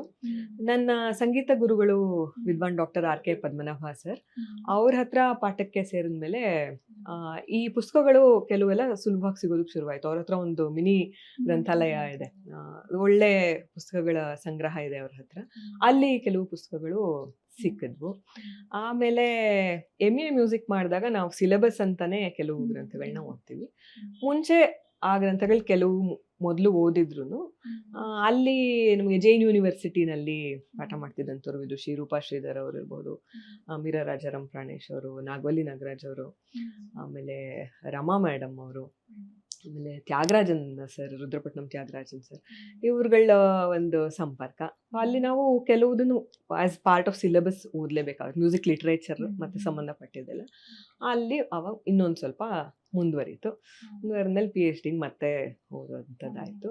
ಅದು ಮುಗಿದೇ ಇರೋವಂಥದ್ದು ಈ ಲಕ್ಷಣ ಗ್ರಂಥಗಳಿರ್ಬಹುದು ಅಥವಾ ಮ್ಯೂಸಿಕ್ ಲಿಟ್ರೇಚರ್ ಯಾವುದೇ ಇದ್ರು ನಮ್ಮ ಇತಿಹಾಸ ತಿಳ್ಕೊಳ್ಳೋದಕ್ಕಂತೂ ಖಂಡಿತ ಹೆಲ್ಪ್ ಆಗುತ್ತೆ. Very much of information and ಒಂದಷ್ಟು ಡಾಕ್ಯುಮೆಂಟೇಶನ್ಸ್ ನ ಹೆಸರಿಸಿದ್ರಿ. ಹಂಗ್ ನೋಡೋದಾದ್ರೆ ಅದೇ ರೀತಿ ಕಥಾಕೃತಿ ಅನ್ನೋದ್ರ ಬಗ್ಗೆ ಮಾತಾಡೋಣ. ಸೊ ಅದು ಹುಟ್ಕೊಂಡಿದ್ ಹೇಗೆ, ಅದು ಅದರ ಆರಂಭ, ಅದನ್ನ ನೀವು ಈಗ ಪ್ರಸ್ತುತ ಪಡಿಸ್ತಾ ಇದ್ದೀರಾ, ಹೇಗೆ ಅದು ಶುರುವಾಯ್ತು ಅಂತ ತಿಳ್ಕೊಳ್ಬೋದು. ಕಥಾಕೃತಿ ಇವಾಗ ನಾವು ಸಾಮಾನ್ಯ ಎಲ್ಲರೂ ಕೋವಿಡ್ ಸಮಯ ಜ್ಞಾಪಿಸ್ಕೊಳ್ಳೋದಕ್ಕೆ ಇಷ್ಟಪಡಲ್ಲ ಅಲ್ವಾ, ಯಾಕೆಂದ್ರೆ ಅದು ನಾವು ಯಾರೂ ನೆನಪಿಸ್ಕೊಳ್ಳೋಕೆ ಇಷ್ಟಪಡದೇ ಇರೋ ಅಂಥ ಸಮಯ ಅದು. ಎಷ್ಟೊಂದು ಸಾವು ನೋವುಗಳು ಎಲ್ಲ ಆಗಿದ್ರು ಕೆಲವು ಆಯಾ ಮಟ್ಟದಲ್ಲೇನೆ ಒಂದಿಷ್ಟೇನೋ ಒಳ್ಳೇದೂ ಆಗ್ತಿತ್ತು. ಅಂದ್ರೆ ಇವಾಗ ಎಷ್ಟೋ ಜನರು ಮನೆಯಲ್ಲಿ ಇರೋ ಅಂಥದ್ದು, ಮನೆಯವ್ರ ಜೊತೆ ಟೈಮ್ ಸ್ಪೆಂಡ್ ಮಾಡೋದು, ಆ ಥರದ ಜೊತೆಗೆ ನಮ್ಮ ಕಲಿಕೆಗೆ ಟೈಮ್ ಸಿಗೋ ಥರದ್ದು ಆ ಥರದ್ದು ಆಗ್ತಿತ್ತು. ಆದ್ರೆ ಆ ನೋವು ಮತ್ತೆ ಏನು ಕೆಟ್ಟದಿದೆ ಅದೇ ದೊಡ್ಡದ ಮಟ್ಟದ್ದು, ಇವೆಲ್ಲ ತುಂಬಾ ಗೌಣವಾಗಿರುವಂಥದ್ದು. ಆ ಸಮಯದಲ್ಲಿ ವೇದಿಕೆಗಳು ಇರ್ತಿಲ್ಲ, ನೇರ ಕಾರ್ಯಕ್ರಮ ಇಲ್ಲ ಎಲ್ಲೂನು, ಯಾವುದೇ ಸಭೆಗಳು ನಡೀತಿರ್ಲಿಲ್ಲ, ಜನ ಸೇರೋ ಹಂಗಿಲ್ಲ. ಆವಾಗ ಹುಟ್ಕೊಳ್ತಲ್ಲ ಈ ಲೈವ್ ಪರ್ಫಾರ್ಮೆನ್ಸ್ ಅನ್ನೋದು ಜಾಸ್ತಿ ಆಯ್ತಲ್ಲ. ಆ ಸಮಯದಲ್ಲಿ ಏನಾಯ್ತು, ಒಬ್ರು ಈ ಝೂಮ್ ಮೀಟಿಂಗ್ ಅಲ್ಲಿ ಮತ್ತೆ ಅದ್ರಲ್ಲಿ ಒಂದಿಷ್ಟು ಜನನ ಸೇರಿಸಿ ಒಂದು 50-60 ಜನ ಇದ್ದಿದ್ದು ಅನ್ಸುತ್ತೆ ಅವತ್ತಲ್ಲಿ. ಆ ಕಾರ್ಯಕ್ರಮದಲ್ಲಿ ನಾನು ಹಾಡ್ಬೇಕಿತ್ತು. ಅದು ಅವರು ಪ್ರತಿದಿನ ನಡ್ಸ್ಕೊಂಡು ಬರೋರು, ಶ್ರೀಯುತ ಮೂರ್ತಿ ಅಂತಂದ್ಬಿಟ್ಟು. ಆ ಕಾರ್ಯಕ್ರಮದಲ್ಲಿ ಮೇಡಮ್ ದಿನ ಹಿಂಗೆ ಹಾಡೋದು ಆ ಥರದ್ದು ಮಾಡ್ತಾ ಇದೀವಿ ನಾವು. ಒಂದೊಂದಿನ ಒಂದೊಂದ್ ಥರದ್ದು ತ್ಯಾಗರಾಜರ ಕೃತಿಗಳು ಅಂತ ಒಂದ್ಸಲಿ ಅಂತೀವಿ, ಅಥವಾ ಏನಾದ್ರು ಹಬ್ಬ ಆ ಥರ ಬಂದ್ರೆ ಅದಕ್ಕೆ ಸಂಬಂಧಪಟ್ಟಿದ್ದು ಅಂತೀವಿ, ದಾಸರ ಸಾಹಿತ್ಯ ಹಿಂಗೆಲ್ಲ ಆಗಿದೆ. ಏನಾದ್ರು ಬೇರೆ ಅವರು ನಾನು ನಿರೂಪಣೆ ಮಾಡೋದನ್ನ ಕೇಳಿದ್ರು, ಮತ್ತೆ ಹತ್ರದಿಂದ ಸ್ವಲ್ಪ ಬಲ್ಲವರಾಗಿದ್ರು. ಮತ್ತೆ ಈ ಥರದ್ದು ಓದ್ಕೊಳ್ಳೋದು ಇಂಟ್ರೆಸ್ಟ್ ಇದೆ ಅನ್ನೋದು ಕೇಳಿದ್ರು. ಮುಂಚೆ ಕೆಲವು ಯಾವ್ದಾದ್ರು ಈ ಪ್ರಾತ್ಯಕ್ಷಿಕೆಗಳಲ್ಲಿ ಮಾತಾಡಿದ್ದು ಅಂಥದ್ದೆಲ್ಲ ಕೇಳಿದ್ರು. ಹಾಗೆ ಏನಾದ್ರು ಬೇರೆ ಥರ ಮಾಡೋಣ ಅಂತ ಅಂದ್ರು. ಸರಿ, ಏನು ಬೇರೆ ಮಾಡೋದು ಅಂತಂದ್ಬಿಟ್ಟು ಅವರು ರಾಮನ್ ಥೀಮ್ ಇಟ್ಕೊಂಡು ಏನಾದ್ರು ನೀವು ಬೇರೆ ಏನಾದ್ರು ಮಾಡೋಕ್ಕಾಗುತ್ತಾ? ಸರಿ, ನಾನು ಯೋಚನೆ ಮಾಡಿ ಹೇಳ್ತೀನಿ ಅಂದ್ಬಿಟ್ಟು ಹೇಳ್ದೆ. ಈ ರೀತಿ ನಮ್ಮ ಕೃತಿಗಳಲ್ಲಿ ಎಷ್ಟೋ ಕೃತಿಗಳಲ್ಲಿ ಕಥೆಗಳಿರುತ್ತವೆ, ಆ ಕತೆ ಎಲ್ಲೋ ಬೇರೆ ಇರುತ್ತೆ. ಯಾರಿಗೆ ಇವಾಗ ಸಾಹಿತ್ಯ ಓದು ಆಸಕ್ತಿ ಇರುತ್ತೋ ಅವ್ರಿಗೆ ಅದು ಗೊತ್ತಿರುತ್ತೆ, ಅಥವಾ ಪುರಾಣಗಳಲ್ಲಿ ಆಸಕ್ತಿ ಇರೋರು ಅಥವಾ ಯಾವುದೇ ಓದು. ಕೃತಿ ಇವಾಗ ಹಾಡೋರು, ಕೃತಿ ಅಂದ್ರೆ ನಮ್ಮ ಸಂಗೀತ ರಚನೆಗಳಲ್ಲಿ ಅದು ವಿಶೇಷವಾಗಿ ಕೀರ್ತನೆ ಒಂದು ಪ್ರಕಾರ, ಒಂದು ವಿಧ. ಅದು ಅದರಲ್ಲೂ ಈ ದಕ್ಷಿಣಾದಿ ಸಂಗೀತದಲ್ಲಿ ನಾವೇನ್ ಕರ್ನಾಟಕ ಶಾಸ್ತ್ರೀಯ ಸಂಗೀತ ಅಂತೀವಿ, ಕೃತಿನೂ ಬಹಳ ಮುಖ್ಯವಾದಂತ ಒಂದು ರಚನಾ ಪ್ರಕಾರ. ಅದು ಪಲ್ಲವಿ, ಅನುಪಲ್ಲವಿ, ಚರಣ, ಇದು ಒಂದು ಸ್ಥೂಲವಾದಂತ ಒಂದು ಎಕ್ಸ್ಪ್ಲನೇಷನ್ ಅಷ್ಟೇ. ಪಲ್ಲವಿ, ಚರಣ, ಚರಣ ಆ ಪ್ಯಾಟರ್ನ್ ಇದ್ರೆ ಕೀರ್ತನೆ ಅಂತೀವಿ. ಪಲ್ಲವಿ, ಅನುಪಲ್ಲವಿ, ಚರಣ ಇದ್ದಾಗ ಅದು ಕೃತಿ ಅಂತ ಅದೊಂದು ರಚನಾ ಪ್ರಕಾರ. ಸಾವಿರಾರು ಕೃತಿಗಳು, ರಚನೆಗಳು ಮಾಡಿದ್ದಾರೆ ನಮ್ಮಲ್ಲಿ ದೊಡ್ಡ ದೊಡ್ಡ ವಾಗ್ಗೇಯಕಾರರು ಎಲ್ಲರೂ. ಆ ಕೃತಿ ಬಗ್ಗೆ ನನಗೆ ಮೋಹ, ಅಂದ್ರೆ ಅದನ್ನ ಕಟ್ಟಿರೋ ಸ್ವಾರಸ್ಯ, ಅದ್ರಲ್ಲಿರೋ ಅಂತ ಆ ಸೌಂದರ್ಯ, ಅದ್ರ ಬಗ್ಗೆ ನಂಗೆ ವ್ಯಾಮೋಹ. ಈ ಕಡೆ ಈ ಕಥೆಗಳು ಇಷ್ಟ ನನಗೆ. ಮೊದಲಿನ ಈ ಹಳೆ ಪುರಾಣದ ಕಥೆಗಳು, ರಾಮಾಯಣ, ಮಹಾಭಾರತ. ಸಾಮಾನ್ಯ ಎಲ್ಲರೂ ನೀವು ಒಬ್ಸರ್ವ್ ಮಾಡಿ, ಕೋವಿಡ್ ಸಮಯದಲ್ಲಿ ಮೊದಲು ಓದಿದ್ದು ರಾಮಾಯಣ ಮಹಾಭಾರತ ರಿವಿಸಿಟ್ ಮಾಡೋದು, ಅಥವಾ ಅದನ್ನೇನೋ ಇನ್ನೊಂದು ದೃಷ್ಟಿಕೋನದಲ್ಲಿ ಓದೋದು, ಇದೆಲ್ಲ ನಡೀತಾನೆ ಇತ್ತು. ನಾನು ಅದನ್ನ ಮಾಡ್ತಿದ್ದೆ ಕೋವಿಡ್ ಸಮಯದಲ್ಲಿ. ರಿವಿಸಿಟಿಂಗ್ ರಾಮಾಯಣ, ರಿವಿಸಿಟಿಂಗ್ ಮಹಾಭಾರತ, ಆ ಥರ ರಿವಿಸಿಟ್ ಫಿಲ್ಮ್ಗಳೂ ಆಯ್ತು. ಸುಮಾರು ಹಳೆ ಫಿಲ್ಮ್ಗಳು ಮತ್ತೆ ನೋಡುವಂಥದ್ದು, ರೀಡ್, ಇದು ಸ್ವಲ್ಪ ಮಾಡ್ತಿದ್ರಿಂದ ಸರಿ ನಾ ಹೇಳ್ದೆ, ಇಲ್ಲ ಕೃತಿಗಳಲ್ಲಿ ಕತೆ ಇರುತ್ತಲ್ಲ, ಅಥವಾ ವಾಗ್ಗೇಯಕಾರರದು, ಅಥವಾ ಆ ಕೃತಿ ರಚನೆ ಆಗೋದಕ್ಕೆ ಏನೋ ಒಂದು ವಿಶೇಷವಾದ ಹಿನ್ನೆಲೆ ಇರುತ್ತೆ, ಆ ಹಿನ್ನೆಲೆಯನ್ನು ಜೋಡಿಸುವಂಥದ್ದು, ಇದು ಮಾಡೋಣ ಅಂತಂದ್ಬಿಟ್ಟು ಅವರು ಓಕೆ ತುಂಬಾ ಚೆನ್ನಾಗಿದೆ. ಅವರು ಅಂದ್ರು ಹರಿಕಥೆ ತರ ಬೇಡ ಅಂತಂದ್ಬಿಟ್ಟು. ಹರಿಕಥೆಗೆ ಅದರದೇ ಆದ ಒಂದು ಪರಂಪರೆ ಇದೆ, ಅದಕ್ಕೊಂದು ನಿರ್ದಿಷ್ಟವಾದ ವ್ಯಾಕರಣ ಇದೆ, ಹೀಗ್ ಮಾಡ್ಬೇಕು ಹೀಗ್ ಮಾಡ್ಬಾರ್ದು, ಈ ತರದೊಂದು ಇದೆ. ಅದಕ್ಕೆ ಅದೊಂದು ಕಲಾ ಪ್ರಕಾರವಾಗಿ ಬೆಳ್ಕೊಂಡು ಬಂದ್ಬಿಟ್ಟಿದೆ. ನಾನು ಇಲ್ಲಿ ಕೃತಿಗಳನ್ನೇ ಮುಖ್ಯವಾಗಿ ಇಟ್ಕೊಂಡು ಆ ಕೃತಿ ರಚನಾ ಪ್ರಕಾರನೇ ಮುಖ್ಯವಾಗಿ ಇಟ್ಕೊಂಡು ಕಥೆಗಳನ್ನ ಹೇಳೋದು. ಆಮೇಲೆ ಎಲ್ಲೂನು ಸಂಗೀತದ ಜೊತೆಗೆ ರಾಜಿ ಇಲ್ದೇನೆ ಹೇಳೋ ಅಂಥದ್ದು. ಅಂದ್ರೆ ಇದು ತೂಕ ಸಮ ಆಗ್ಬೇಕು. ಎಲ್ಲೋ ಕಥೆ ಜಾಸ್ತಿಯಾಗಿ ನಾವು ಕೃತಿಗೆ ನ್ಯಾಯ ಒದಗಿಸ್ತಿಲ್ಲ ಅಂತ ಅನ್ಬಾರ್ದು, ಅಥವಾ ಬರೀ ಹಾಡೋದು ಜಾಸ್ತಿಯಾಗಿ ಎಲ್ಲೋ ಒಂದೋ ಎರಡೋ ಕತೆ ಹೇಳಿದ್ರಪ್ಪ ಹಂಗೂ ಆಗ್ಬಾರ್ದು. ಅದು ಇತ್ತು ನನಗೆ. ಏನಾದ್ರು ಮಾಡೋಣ ಸರ್ ಅಂತಂದ್ಬಿಟ್ಟು ಈ ಥರದ್ದು ಹೇಳಿ ಆಯ್ತು. ನಾವು ಮೊದಲನೇ ಕಾರ್ಯಕ್ರಮಕ್ಕೆ ಆಕ್ಚುಲಿ ಹೆಸರೇ ಕೊಟ್ಟಿರ್ಲಿಲ್ಲ. ಹೀಗೆ ನನಗೇನು ಅವಾಗ ಇದು ಮುಂದುವರಿಯುತ್ತೆ ಏನೋ ಅವತ್ತಿಗಲ್ವಾ ಇದು ಅಂತ ಅನ್ಕೊಂಡು, ಸರಿ ಅವ್ರ ಸಂಗೀತ ಕಾರ್ಯಕ್ರಮ ಅಂತಾನೆ ಅನೌನ್ಸ್ ಆಗಿದ್ದು, ಹಾಗೇನೆ ಮಾಡಿದ್ದು. ಆನ್ಲೈನ್ ಕೆಲವರು ಎಲ್ಲ ಕೇಳಿದ್ರು. ಇದಾದ್ಮೇಲೆ ಒಳ್ಳೆ ರೆಸ್ಪಾನ್ಸ್ ಬಂತು. ಆಮೇಲೆ ಇದು ಈ ತರ ನಡೀತಿದೆ ಅಂತ ಗೊತ್ತಾಗಿ ವೇದಿಕೆಗಳು ಸಿಗೋದಕ್ಕೆ ಶುರುವಾಯ್ತು. ಯಾವಾಗ ವೇದಿಕೆಗಳು ಸಿಗೋದಕ್ಕೆ ಶುರುವಾಯ್ತು, ಇದನ್ನ ಏನಂತ ಹಾಕೋಣ ಅಂತ ಕೇಳಕ್ ಶುರು ಮಾಡಿದ್ರು. ಸರಿ, ಕಥೆ ಇದೆ, ಕೃತಿ ಇದೆ, ಕಥಾಕೃತಿ ಮಾಡೋಣ ಅಂತ ಅಂದ್ಬಿಟ್ಟು ಹಾಗೆ ಶುರುವಾಗಿದ್ದು ಕಥಾಕೃತಿ. ನೀವು ಹೇಳ್ತಾ ಇದ್ರಿ ಒಂದಕ್ಕೊಂದು ವ್ಯತ್ಯಾಸ ಆಗ್ಬಾರ್ದು ಅಂತ. ಸೊ ಹಂಗ್ ನೋಡೋದಾದ್ರೆ ಸವಾಲುಗಳು ಹೇಗಿತ್ತು? ಅದನ್ನ ನೀವು ಈಗ ಆ ಪುರಾಣ ಕಥೆಗಳನ್ನ ವ್ಯತ್ಯಾಸ ಆಗದೆ ಇರೋ ರೀತಿ ಸಂಗೀತ ಮತ್ತೆ ಸಾಹಿತ್ಯ ಎರಡನ್ನೂ ಮಿಕ್ಸಪ್ ಮಾಡಿ ಅದನ್ನ ಪ್ರೆಸೆಂಟ್ ಮಾಡುವಾಗ ಎಷ್ಟು ಕಷ್ಟ ಆಗ್ತಿತ್ತು ಅನ್ನೋದು? ಕಷ್ಟ ಏನಿಲ್ಲ ಅಂದ್ರೆ, ಪ್ರಮುಖವಾದ ಸವಾಲ್ ಏನಂದ್ರೆ, ಇವಾಗ ನಾಳೆ ಕಚೇರಿ ಅಥವಾ ಕಥಾಕೃತಿ ನಾನು ಮಾಡ್ಬೇಕು ಅಂತಂದ್ರೆ ಎಲ್ಲಾ ತಯಾರಿ ಹಿಂದಿನ ಕುತ್ಕೊಂಡ್ ಮಾಡ್ತೀನಿ ಅನ್ನೋದಕ್ಕಾಗಲ್ಲ. ಎಲ್ಲಾ ಕೃತಿ ಹಿಂದಿನ ಕುತ್ಕೊಂಡ್ ಕಲಿತೀವಿ, ಅದು ಸಾಮಾನ್ಯವಾಗಿನೇ ಆಗೋದಿಲ್ಲ. ಏನಂದ್ರೆ ಅದು ನಿರಂತರವಾಗಿ ಫೀಡ್ ಮಾಡ್ಕೋತಾನೇ ಇರ್ಬೇಕು ಎಲ್ಲೇನಿದೆ ಅಂತ ಅಂದ್ಬಿಟ್ಟು. ಆಮೇಲೆ 10 ಕಲ್ತ್ರೆ ಅಥವಾ 10 ವಿಚಾರ ನಾವು ಸಂಗ್ರಹ ಮಾಡಿದ್ರೆ ಯಾವ್ದೋ ಒಂದೋ ಎರಡೋ ಅಷ್ಟೇ ವೇದಿಕೆಯಲ್ಲಿ ಉಪಯೋಗ ಆಗೋದು. ಇನ್ನು 7-8ಕ್ಕೆ ಇಲ್ಲ ಒಳ್ಳೆ ಕೃತಿ ಕೈಲಿರುತ್ತೆ, ಅಥವಾ ಅದಕ್ಕೆ ಬೇಕಾದಂಥದ್ದು ಏನೋ ಸ್ವಾರಸ್ಯಕರವಾದ ಘಟನೆಯೋ ಕಥೆಯೋ ನಮ್ಮ ಹತ್ರ ಇರೋದಿಲ್ಲ. ಎಲ್ಲಾ ಕೃತಿಗೂ ಕಥೆ ಇರುತ್ತೆ ಅಂತ ಹೇಳಕ್ಕಾಗಲ್ಲ, ಅಥವಾ ಎಲ್ಲಾ ಕಥೆಗೂ ಒಂದು ಕೃತಿ ಸಿಗುತ್ತೆ ಅಂತ ಹೇಳಕ್ಕಾಗಲ್ಲ. ಇದು ಸಿಗ್ಬೇಕು. ಆಮೇಲೆ ಇವತ್ತಿನ ಪೀಳಿಗೆಯವರು ಬಂದಿರ್ತಾರೆ ಅಲ್ವಾ, ಇವಾಗ ಅವರಿಗೆ ನಮ್ಮ ಮಹಾಕಾವ್ಯಗಳಲ್ಲಿ ರಾಮಾಯಣ ಮಹಾಭಾರತ ಅಥವಾ ಇಂಟ್ರೆಸ್ಟ್ ಇಲ್ಲದೆ ಇರೋರು ಇದ್ರೂನು ಅವ್ರಿಗೂ ತಲುಪಬೇಕು. ಇದು ಬರೀ ಪ್ರವಚನನೂ ಆಗ್ಬಾರ್ದು, ಬರೀ ಉಪನ್ಯಾಸ ಆಗ್ಬಾರ್ದು. ಕಥೆ ಇದೆ ಅಂತ ಹೇಳಿರ್ತೀವಿ, ನಾವು ಬರೀ ಹಾಡ್ತಾನೂ ಇರಕ್ಕಾಗೋದಿಲ್ಲ, ಎರಡೂ ಇರಬೇಕು. ಈ ತಯಾರಿ ಹಂತ ಇದೆಯಲ್ಲ, ಇದು ತುಂಬಾ ಚಾಲೆಂಜಿಂಗ್. ಅಲ್ಲಿ ಪ್ರೆಸೆಂಟ್ ಮಾಡೋದು ದೊಡ್ಡ ಸವಾಲ್ ಅನ್ಸೋದಿಲ್ಲ.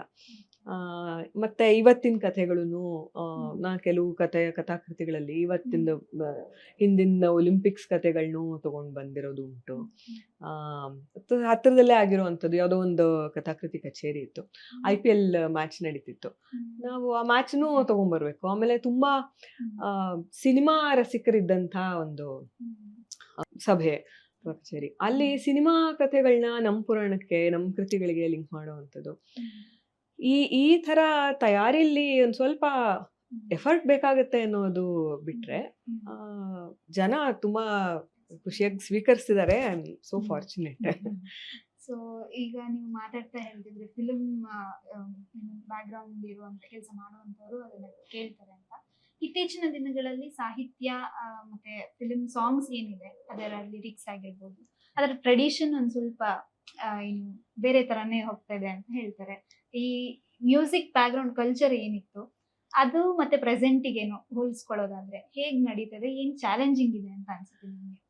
ಮ್ಯೂಸಿಕ್ ಕಲ್ಚರ್ ನೀವು ಫಿಲಮ್ ಬಗ್ಗೆ ಸ್ಪೆಸಿಫಿಕ್ ಆಗಿ ಕೇಳ್ತಿರೋದ್ರಿಂದ, ಎಲ್ಲಾ ಕಾಲದಲ್ಲೂ ಒಳ್ಳೇದು ಕೆಟ್ಟದು ಎಲ್ಲ ಇದ್ದೇ ಇದೆ ಆಯ್ತಾ. ಮತ್ತೆ ಇವತ್ತು ನಾವ್ ಏನು ಪ್ರಕಾರಗಳು ನೋಡ್ತೀವಿ, ಏನ್ ಜಾನ್ರಾಸ್ ಅಂತೀವಿ ಅಥವಾ ವಿಧಗಳು, ಏನಾರು ನೀವು ಹೆಸರು ಹೇಳಿ, ಎಲ್ಲದಕ್ಕೂ ಮೂಲ ಇಲ್ಲ ಜನಪದ ಅಥವಾ ನಮ್ಮ ಅಭಿಜಾತ ಕಲೆಗಳು, ಅಭಿಜಾತ ಸಂಗೀತ. ಜನಪದದಿಂದ ಕೆಲವನ್ನ ಎರವಲು ತಗೊಂಡಿದೀವಿ. ಜನಪದ ಪರಿಷ್ಕರಣೆ ಆಗಿದೆ ಶಾಸ್ತ್ರದಿಂದ ತಗೊಂಡು. ಜನಪದದಿಂದ ತಗೊಂಡು ಶಾಸ್ತ್ರದಲ್ಲಿ ಸೇರ್ಕೊಂಡಿರುವಂತ ಎಷ್ಟೋ ರಾಗಗಳಿವೆ ಇವಾಗ, ಕಾಂಬೂಜಿ, ಮಾಳವ ಇಂಥದೆಲ್ಲ. ಅದು ಆಡು ಭಾಷೆಯಲ್ಲಿ ಇರುವಂತ ಸಾಹಿತ್ಯವನ್ನ ಹಾಡ್ತಿದ್ದಂತ ರಾಗಗಳು ಅವೆಲ್ಲ. ಅಂಥದ್ದನ್ನ ಇವಾಗ ಶಾಸ್ತ್ರಕ್ಕೂ ತಗೊಂಡಿರುವಂಥದ್ದಿದೆ. ಸೊ ಮೂಲ ಒಟ್ಟಿನಲ್ಲಿ ಇದು. ನೀವು ಸಿನಿಮಾ ಸಂಗೀತ ಅಂತ ತಗೊಳ್ಳಿ ಅಥವಾ ಭಾವಗೀತೆ ಅಂತ ತಗೊಳ್ಳಿ. ಹಾಗಾಗಿ ಕೆಟ್ಟ ಸಂಗೀತ ಅನ್ನೋದಿಲ್ಲ ಅಲ್ವಾ. ಇವಾಗ ನಮ್ಮ ಯಾವ ಪ್ರಕಾರನಾದ್ರೂ ನೀವು ತಗೊಳ್ಳಿ, ಆ ಇಡೀ ಸಂಗೀತ ನಿಂತಿರೋದು ಸಪ್ತಸ್ವರಗಳು. ಒಂದ್ ಹೆಜ್ಜೆ ಮುಂದೆ ಹೋಗಿ ಹೇಳಿದ್ರೆ ನೀವು 12 ಸ್ವರಸ್ಥಾನಗಳು, ಅಥವಾ ಇನ್ನೂ ಒಂದ್ ಸ್ವಲ್ಪ ಮುಂದೆ ಹೋಗಿ ಹೇಳಿದ್ರೆ ನೀವು ದಕ್ಷಿಣಾದಿಗೆ ಸಂಬಂಧ ಕಲ್ಪಿಸಿ ಹೇಳಿದ್ರೆ 16 ಸ್ವರಸ್ಥಾನಗಳು, ಅಥವಾ ಇನ್ನೂ ಒಂದ್ ಹೆಜ್ಜೆ ಮುಂದೆ ಹೋಗ್ತೀರಾ 22 ಶ್ರುತಿಗಳು. ಇದ್ರ ಆಚೆಗೆ ಹೋಗೋದಕ್ಕೆ ಬಹಳ ಕಷ್ಟ ಇದೆ. ಅಲ್ಲಿಗೆ ಬರುತ್ತೆ ಏನೇ ಮಾಡಿದ್ರು. ಹೌದು. ಆಯ್ತು ಸರಿ, ಮ್ಯಾಕ್ಸಿಮಮ್ ಅಂತಾನೆ ಇಟ್ಕೊಂಡ್ರು ನೀವು 22 ಶ್ರುತಿಗಳಲ್ಲೇನೆ ಇಡೀ ಪ್ರಪಂಚದ ಸಂಗೀತ ನಿಂತಿರೋವಂಥದ್ದು. ಅಲ್ಲಿ ಅಪಸ್ವರ ಇದ್ರೆ ಅಥವಾ ಅಪಶ್ರುತಿ ಇದ್ರೆ ಕೆಟ್ಟ ಸಂಗೀತ ಆಗತ್ತೆ ವಿನಃ, ಸಂಗೀತ ನೀವ್ ಎಲ್ಲಿ ಬಳಸ್ಕೊಂಡ್ರು ಸ್ವರಗಳು ಅದೇ ಇರುತ್ತೆ, ಅದು ಎಲ್ಲಿವರೆಗೂ ಶುದ್ಧವಾಗಿರುತ್ತೋ ಅದು ಒಳ್ಳೆ ಸಂಗೀತನೇ ಆಗಿರುತ್ತೆ. ಯಾವಾಗ ಅದು ತೊಂದ್ರೆ ಅಥವಾ ಇದು ಸರಿ ಇಲ್ಲ ಅಂತ ಅನ್ಸುತ್ತೆ ಅಂತಂದ್ರೆ ಅದು ಸಾಹಿತ್ಯ ಅಲ್ವಾ. ಇವಾಗ ಮ್ಯೂಸಿಕ್ ನ ಎಸೆನ್ಸ್ ಏನು ಕಡಿಮೆ ಆಗಲ್ಲ, ಆದ್ರೆ ಅದರ ಆಗದೆ ಇದ್ರೆ ಈಗ ಅಲ್ಲಿ ಈಗ ಸಿಂಪ್ಲಿಫೈಡ್ ಮ್ಯೂಸಿಕ್ ಬೇರೆ, ಡೈಲ್ಯೂಟೆಡ್ ಅಂತ ಬೇರೆ ಅಂತ ನನ್ನ ಗುರುಗಳು ಯಾವಾಗ್ಲೂ ಹೇಳ್ತಿರ್ತಾರೆ. ಸೊ ನೀವು ಸಿಂಪ್ಲಿಫೈ ಮಾಡಿ ಹೇಳ್ಬಹುದು ಒಂದು ಶಾಸ್ತ್ರ ಚೌಕಟ್ಟಲ್ಲಿರೋದನ್ನು, ಅಥವಾ ಬೇರೆ ಏನೋ ಒಂದ್ ಸ್ವರ ಸೇರಿಸಬಹುದು. ಆ ಕ್ಷೇತ್ರಕ್ಕೆ ಏನ್ ಅಗತ್ಯ ಇದೆ, ಒಂದೊಂದು ಕ್ಷೇತ್ರಕ್ಕೆ ಅದರದೇ ಕ್ಷೇತ್ರದೊಂದು ಧರ್ಮ ಇರುತ್ತೆ. ಇಲ್ಲಿ ಇವಾಗ ಧರ್ಮ ಅಂತಂದ್ರೆ ನಾವು ಮತ ಅಥವಾ ರಿಲಿಜಿಯನ್ಗೆ ಸಂಬಂಧ ಪಡ್ದಿರ ಅರ್ಥ ಮಾಡ್ಕೋಬೇಕು. ಅಂದ್ರೆ ಒಂದು ಬೇಕಾಗಿರೋ ಅಂಥದ್ದು ಅಗತ್ಯ, ಅದೊಂದು ವೈಡ್ ಪರ್ಸ್ಪೆಕ್ಟಿವ್ ಅಲ್ಲಿ ನೋಡ್ಬಹುದು. ಸೊ ಆ ಕ್ಷೇತ್ರಕ್ಕೆ ಒಂದು ಧರ್ಮ ಇರುತ್ತೆ. ಇವಾಗ ಶಾಸ್ತ್ರೀಯ ಸಂಗೀತಕ್ಕೆ ಹೇಗೆ ಒಂದು ಸಂಗೀತದ ಧರ್ಮ ಅಂತಿರುತ್ತೆ, ಹಾಗೆ ಸಿನಿಮಾ ಸಂಗೀತಕ್ಕೆ ಅದರದೇ ಅದೊಂದು ಧರ್ಮ ಅಂತಿರುತ್ತೆ. ಅಲ್ಲಿ ಕೆಟ್ಟ ಹಾಡು ಅಂತ ನಾವ್ ಯಾವಾಗ ಅಂತೀವಿ, ಕೆಟ್ಟ ಸಾಹಿತ್ಯ ಇದ್ರೆ ಅಂತೀವಿ, ಅದು ಸರಿಯಲ್ಲ, ಅದು ಒಳ್ಳೇದಲ್ಲ. ಅಂದ್ರೆ ಒಂದು ಹಾಡು, ಒಂದು ಗೀತೆ ಅಂತ ಆದಾಗ ಅದರದೇ ಅದೊಂದು ಘನತೆ ಇರ್ಬೇಕು. ಆ ಘನತೆಯನ್ನ ಕಾಪಾಡೋದು ಯಾವ ಕ್ಷೇತ್ರನಾದ್ರೂ ಆಗ್ಲಿ, ಅದು ಶಾಸ್ತ್ರೀಯ ಸಂಗೀತನೇ ಆಗ್ಬೇಕು ಅಂತಿಲ್ಲ, ಅದು ಅಭಿಜಾತ ಕಲೆ ಆಗ್ಬೇಕು ಅಂತಿಲ್ಲ, ಅದು ಸುಗಮ ಸಂಗೀತ ಇರ್ಬೋದು, ಸಿನಿಮಾ ಇರ್ಬೋದು. ಒಂದು ಗೀತೆ ಅಂತ ಒಂದು ಹೊರಗಡೆ ಬಂದಾಗ ಅದು ಎಂಡ್ ಪ್ರಾಡಕ್ಟ್ ಅಲ್ವಾ. ಅದು ಹೊರಗಡೆ ಬಂದಾಗ ಒಂದು ಸಂಗೀತದ ಪ್ರಕಾರದ ಘನತೆಯನ್ನ ಹೆಚ್ಚಿಸೋ ಅಂಥದ್ದು, ಕೊನೆ ಪಕ್ಷ ಕಾಪಾಡೋ ಅಂಥದ್ದು, ಕೊನೆ ಪಕ್ಷ ಹಾಳು ಮಾಡದೇ ಇರೋ ಅಂಥದ್ದು ಮಟ್ಟದ್ದು ಇದ್ರೆ ಅದು ಒಪ್ಪಿತಾನೆ. ಅದು ಎಲ್ಲ ಸಂಗೀತನೂ ಒಳ್ಳೇದೇ ಆಗುತ್ತೆ. ಅದ್ರ ಬಗ್ಗೆ ಒಂದ್ ಸ್ವಲ್ಪ ಯೋಚನೆ ಮಾಡಬಹುದು ಅಷ್ಟೇ. ಮನೋರಂಜನೆಯಾಗಿ ಅಂದ್ರೆ ಅದರ ಒಂದು ಘಾಟಿನ ಬದಲಾಯಿಸಬಾರ್ದು ಅನ್ನೋದು ಅನ್ಸುತ್ತೆ. ಸೊ ಈ ಸಂಗೀತ ಅಂತ ಬಂದಾಗ ಮ್ಯಾಮ್ ಪ್ರಧಾನವಾಗಿ ನಮ್ಗೆ ಬೇಕಾಗಿರುವಂತದ್ದು ಧ್ವನಿ, ನಮ್ಮ ವಾಯ್ಸ್ ಕ್ವಾಲಿಟಿ ಅಥವಾ ಅದರ ಆರೋಗ್ಯಕರವಾಗಿ ಇಟ್ಕೊಳ್ಬೇಕು ಅಂತಂದ್ರೆ ಹೇಗೆ ಅದನ್ನ ನಾವು ಕಾಪಾಡ್ಕೊಳ್ಬೇಕಾಗುತ್ತೆ ಅಂತ. ಧ್ವನಿ ದೈವದತ್ತವಾಗಿರುವಂಥದ್ದು, ನಾವು ಬದಲಾಯಿಸೋಕ್ಕಾಗಲ್ಲ. ಆದ್ರೆ ಆ ಒಂದ್ ಕ್ಷೇತ್ರಕ್ಕೆ ಬೇಕಾಗಿರೋ ಹಾಗೆ ಅಥವಾ ಒಂದು ವೃತ್ತಿಗೆ ಬೇಕಾಗಿರೋ ಹಾಗೆ ಅದ್ರ ಬೇಡಿಕೆಗೆ ತಕ್ಕ ಹಾಗೆ ಬಳಕೆಯಲ್ಲಿ ನಾವು ಏನ್ ಬೇಕೋ ಮಾಡ್ಬೋದು ಅಷ್ಟೇ. ಧ್ವನಿ ಬದಲಾಯಿಸೋಕ್ಕಾಗಲ್ಲ, ಬಳಸೋ ವಿಧಾನನ ಬದಲಾಯಿಸ್ಕೊಳ್ಬಹುದು. ಹಾಡಿಕೆಗೆ ಬಂದ್ರೆ ಅಲ್ಲಿ ಧ್ವನಿ ಸಂಸ್ಕರಣೆ ಅಂತಾನೆ ಇದೆ, ಶಾರೀರ ಸಂಸ್ಕರಣೆ ವಿಧಾನಗಳು ಇವೆ.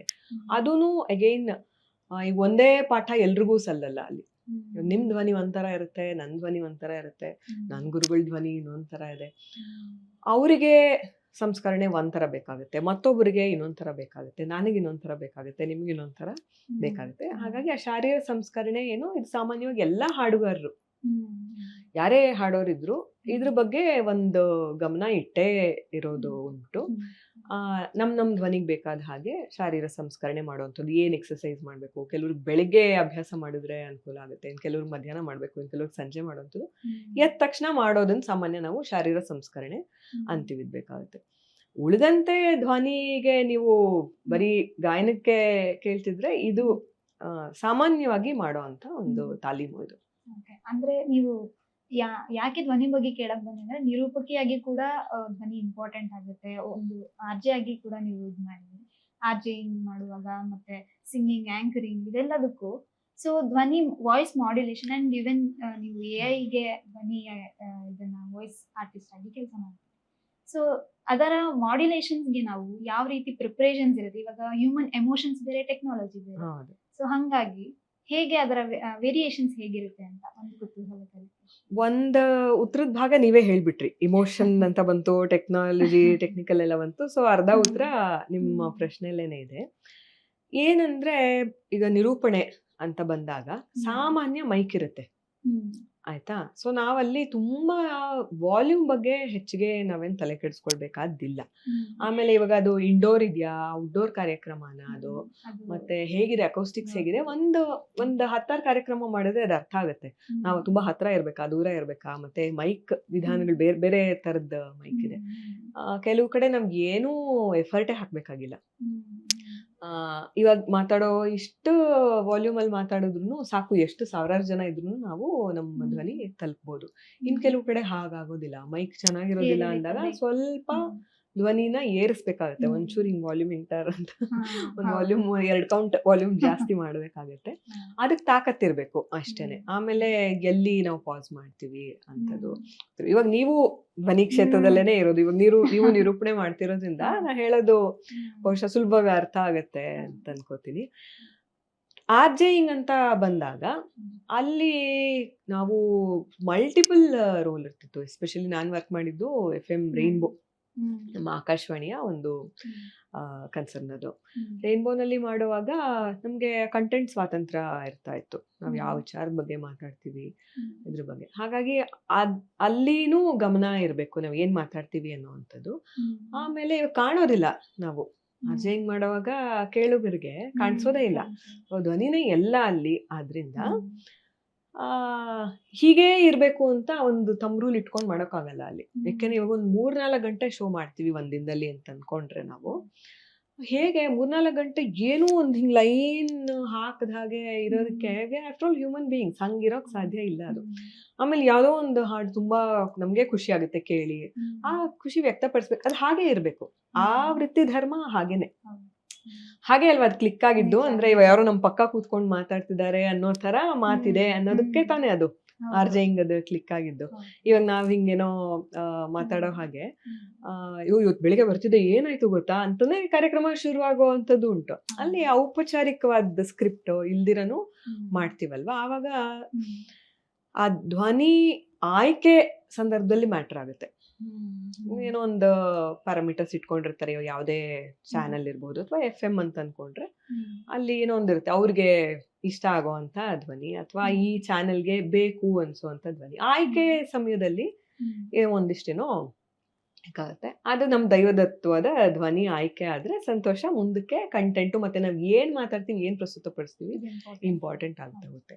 ಇನ್ನು AI ಬಂದ್ರೆ ಇದಕ್ಕೆಲ್ಲದಕ್ಕಿಂತ ಸ್ವಲ್ಪ ತುಂಬಾ ವಿಭಿನ್ನವಾಗಿರುವಂತದ್ದು ಅದು, ಮತ್ತೆ ಸ್ವಲ್ಪ ಚಾಲೆಂಜಿಂಗ್ ಆಗಿರುವಂತದ್ದು ಅದು. ಯಾಕೆ ಅಂತಂದ್ರೆ ನಿರೂಪಣೆ ಅಂತ ಬಂದಾಗ ನಮ್ಗೆ ಅಲ್ಲಿ ಕೂಡ ಏನೋ ಒಂದು ಸ್ಪಂದನೆ ಇರುತ್ತೆ. ಇವಾಗ ನೇರವಾದ ವೇದಿಕೆ ಕಾರ್ಯಕ್ರಮದಲ್ಲಿ ನಾವ್ ಹೀಗ್ ನೋಡ್ತಿರ್ತೀವಿ, ಯಾರೋ ನಾವ್ ಹೇಳ್ದ್ ಸರಿನೋ ತಪ್ಪೋ ಏನೋ ಒಂದು ಸ್ಪಂದನೆ ಸಿಗುತ್ತೆ. ಆಮೇಲೆ ಒಂದು ಬ್ರೇಕ್ ಇರುತ್ತೆ, ನಾವಲ್ಲಿ ಏರಿಳಿತಕ್ಕೆ ಅವಕಾಶ ಇರುತ್ತೆ. ತುಂಬಾ ಅಲ್ದೆ ಹೋದ್ರು, ತುಂಬಾ ಯಾವ್ದೇ ಉದ್ವೇಗಕ್ಕಲ್ದೆ ಹೋದ್ರು ಅವಕಾಶ ಇರುತ್ತೆ. ಆರ್ಜೆಯಿಂಗ್ ಅಲ್ಲಿ ಸ್ವಲ್ಪ ಆ ಅವಕಾಶ ಇನ್ನೊಂದು ಕೈ ಹೆಚ್ಚಾಗೇನೆ ಇರುತ್ತೆ. AI ವಾಯ್ಸ್ ಕೊಡುವಾಗ ನಾವು ಇದನ್ನ ಟೆಕ್ಸ್ಟ್ ಟು ಸ್ಪೀಚ್ ಸಿಂಥಸಿಸ್ ಅಂತಾರೆ. AI ಬ್ಯಾಂಕಿಂಗ್ ಮಾಡ್ತಾರಲ್ಲ ಅದನ್ನ, ಆ ಟೆಕ್ಸ್ಟ್ ಟು ಸ್ಪೀಚ್ ಸಿಂಥಸಿಸ್ ಅಲ್ಲಿ ಏನಾಗುತ್ತೆ ಅಂತಂದ್ರೆ, ಇವಾಗ ನಮ್ಗೆ ಕೊನೆ ಔಟ್ಪುಟ್ ಏನೋ ಬರುತ್ತಲ್ವಾ, ನಿಮ್ಗೆ ಯಾವ್ದೋ ಒಂದು ಮೀಡಿಯಂ ಅಥವಾ ಯಾವ್ದೋ ಒಂದು ಕಂಪನಿಯಿಂದ ಒಂದು ಪ್ಯಾರಾಗ್ರಾಫ್ ನಿಮ್ಗೆ ವಾಯ್ಸ್ ಬರುತ್ತೆ ಅಂತಂದ್ರೆ, ನಾವ್ ಆ ಪ್ಯಾರಾಗ್ರಾಫ್ನೇ ರೆಕಾರ್ಡಿಂಗ್ ಸಮಯದಲ್ಲಿ ಓದಿರೋದಿಲ್ಲ. ವಾಯ್ಸ್ ಬ್ಯಾಂಕಿಂಗ್ ಸಮಯದಲ್ಲಿ ಆ ಪ್ಯಾರಾಗ್ರಾಫ್ ಅಲ್ಲಿ ಇವಾಗ 100 ಪದ ಇದ್ರೆ ಆ 100 ಪದಗಳು ಇನ್ಯಾವುದೋ 100 ಬೇರೆ ಬೇರೆ ವಾಕ್ಯದಿಂದ ಬಂದಿರಬಹುದು ಅಲ್ಲಿ. ಅದಷ್ಟನ್ನು ಒಟ್ಟುಗೂಡಿಸಿ ಅದು ಒಂದು ಧ್ವನಿಯಾಗಿ ಹೊರಗಡೆ, ಅಂದ್ರೆ that's the speed with which it works. ಆ ಸಾಫ್ಟ್ವೇರ್ ವರ್ಕ್ ಆಗುವಂತ ಸ್ಪೀಡ್ ಹಾಗಿರುತ್ತೆ. ಹಾಗಾಗಿ ಇವಾಗ ನಾವು ಒಂದು ಪದನ ಈಗ X ವಾಕ್ಯದಲ್ಲಿ ಓದ್ತೀವಿ, ಶ್ರವಂತಿ ಒಬ್ಬ ಒಳ್ಳೆ ನಿರೂಪಕಿ ಅಂತ ನಾನೆಲ್ಲೋ ಹೇಳಿರ್ತೀನಿ. ಇನ್ನೆಲ್ಲೋ ಒಂದ್ ಕಡೆ ಬುಕ್ ಬ್ರಹ್ಮ ಒಂದು ಪ್ರಮುಖ ಮಾಧ್ಯಮವಾಗಿ ಹೊರಹೊಮ್ಮಿದೆ, ಇದನ್ನೆಲ್ಲೋ ಒಂದು ನಾನು ವಾಕ್ಯ ಹೇಳಿರ್ತೀನಿ. ಈ ವಾಕ್ಯದಿಂದ ಶ್ರವಂತಿ ಬಂದು ಈ ವಾಕ್ಯದಿಂದ ಬುಕ್ ಬ್ರಹ್ಮ ಬಂದ್ರು ನನ್ನ ಧ್ವನಿ ಮಟ್ಟ ಮತ್ತೆ ವಾಯ್ಸ್ ಟಿಂಬರ್ ಅಂತ ಏನ್ ಹೇಳ್ತೀವಿ ಅದು ಬದಲಾಗಿರ್ಬಾರ್ದು. ಈಗ ಇದು ಎರಡರಿಂದ ಸೇರಿ ಒಂದು ಸೆಂಟೆನ್ಸ್ ಅಲ್ಲಿರೋ ಪದಗಳು ಬರುತ್ತೆ ಅಂದ್ರೆ, ಆ ತರ ನೀವು ಇಮ್ಯಾಜಿನ್ ಮಾಡ್ಕೋಬಹುದು. ಸಾವಿರಾರು ಪದಗಳು, ಸಾವಿರಾರು ವಾಕ್ಯಗಳನ್ನ ಓದಿ ಅದಕ್ಕೆ ಅದನ್ನ ವಾಯ್ಸ್ ಬ್ಯಾಂಕಿಂಗ್ ಅಂತಾರೆ.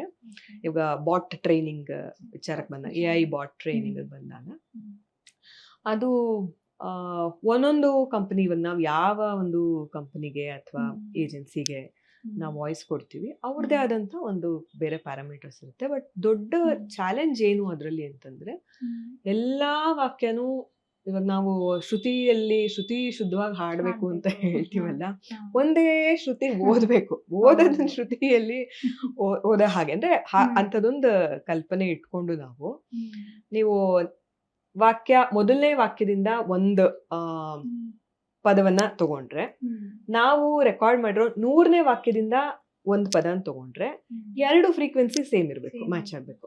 ಮತ್ತೆ 2ರಲ್ಲೂ ಉದ್ವೇಗ ಇರಬಾರ್ದು, ಇಮೋಷನ್ಸ್ ಇರಬಾರ್ದು. ಮಷಿನ್ ವಾಯ್ಸ್ ಆಗಿ ಕೊನೆಗದು ಕೇಳಿಸೋದಲ್ವಾ.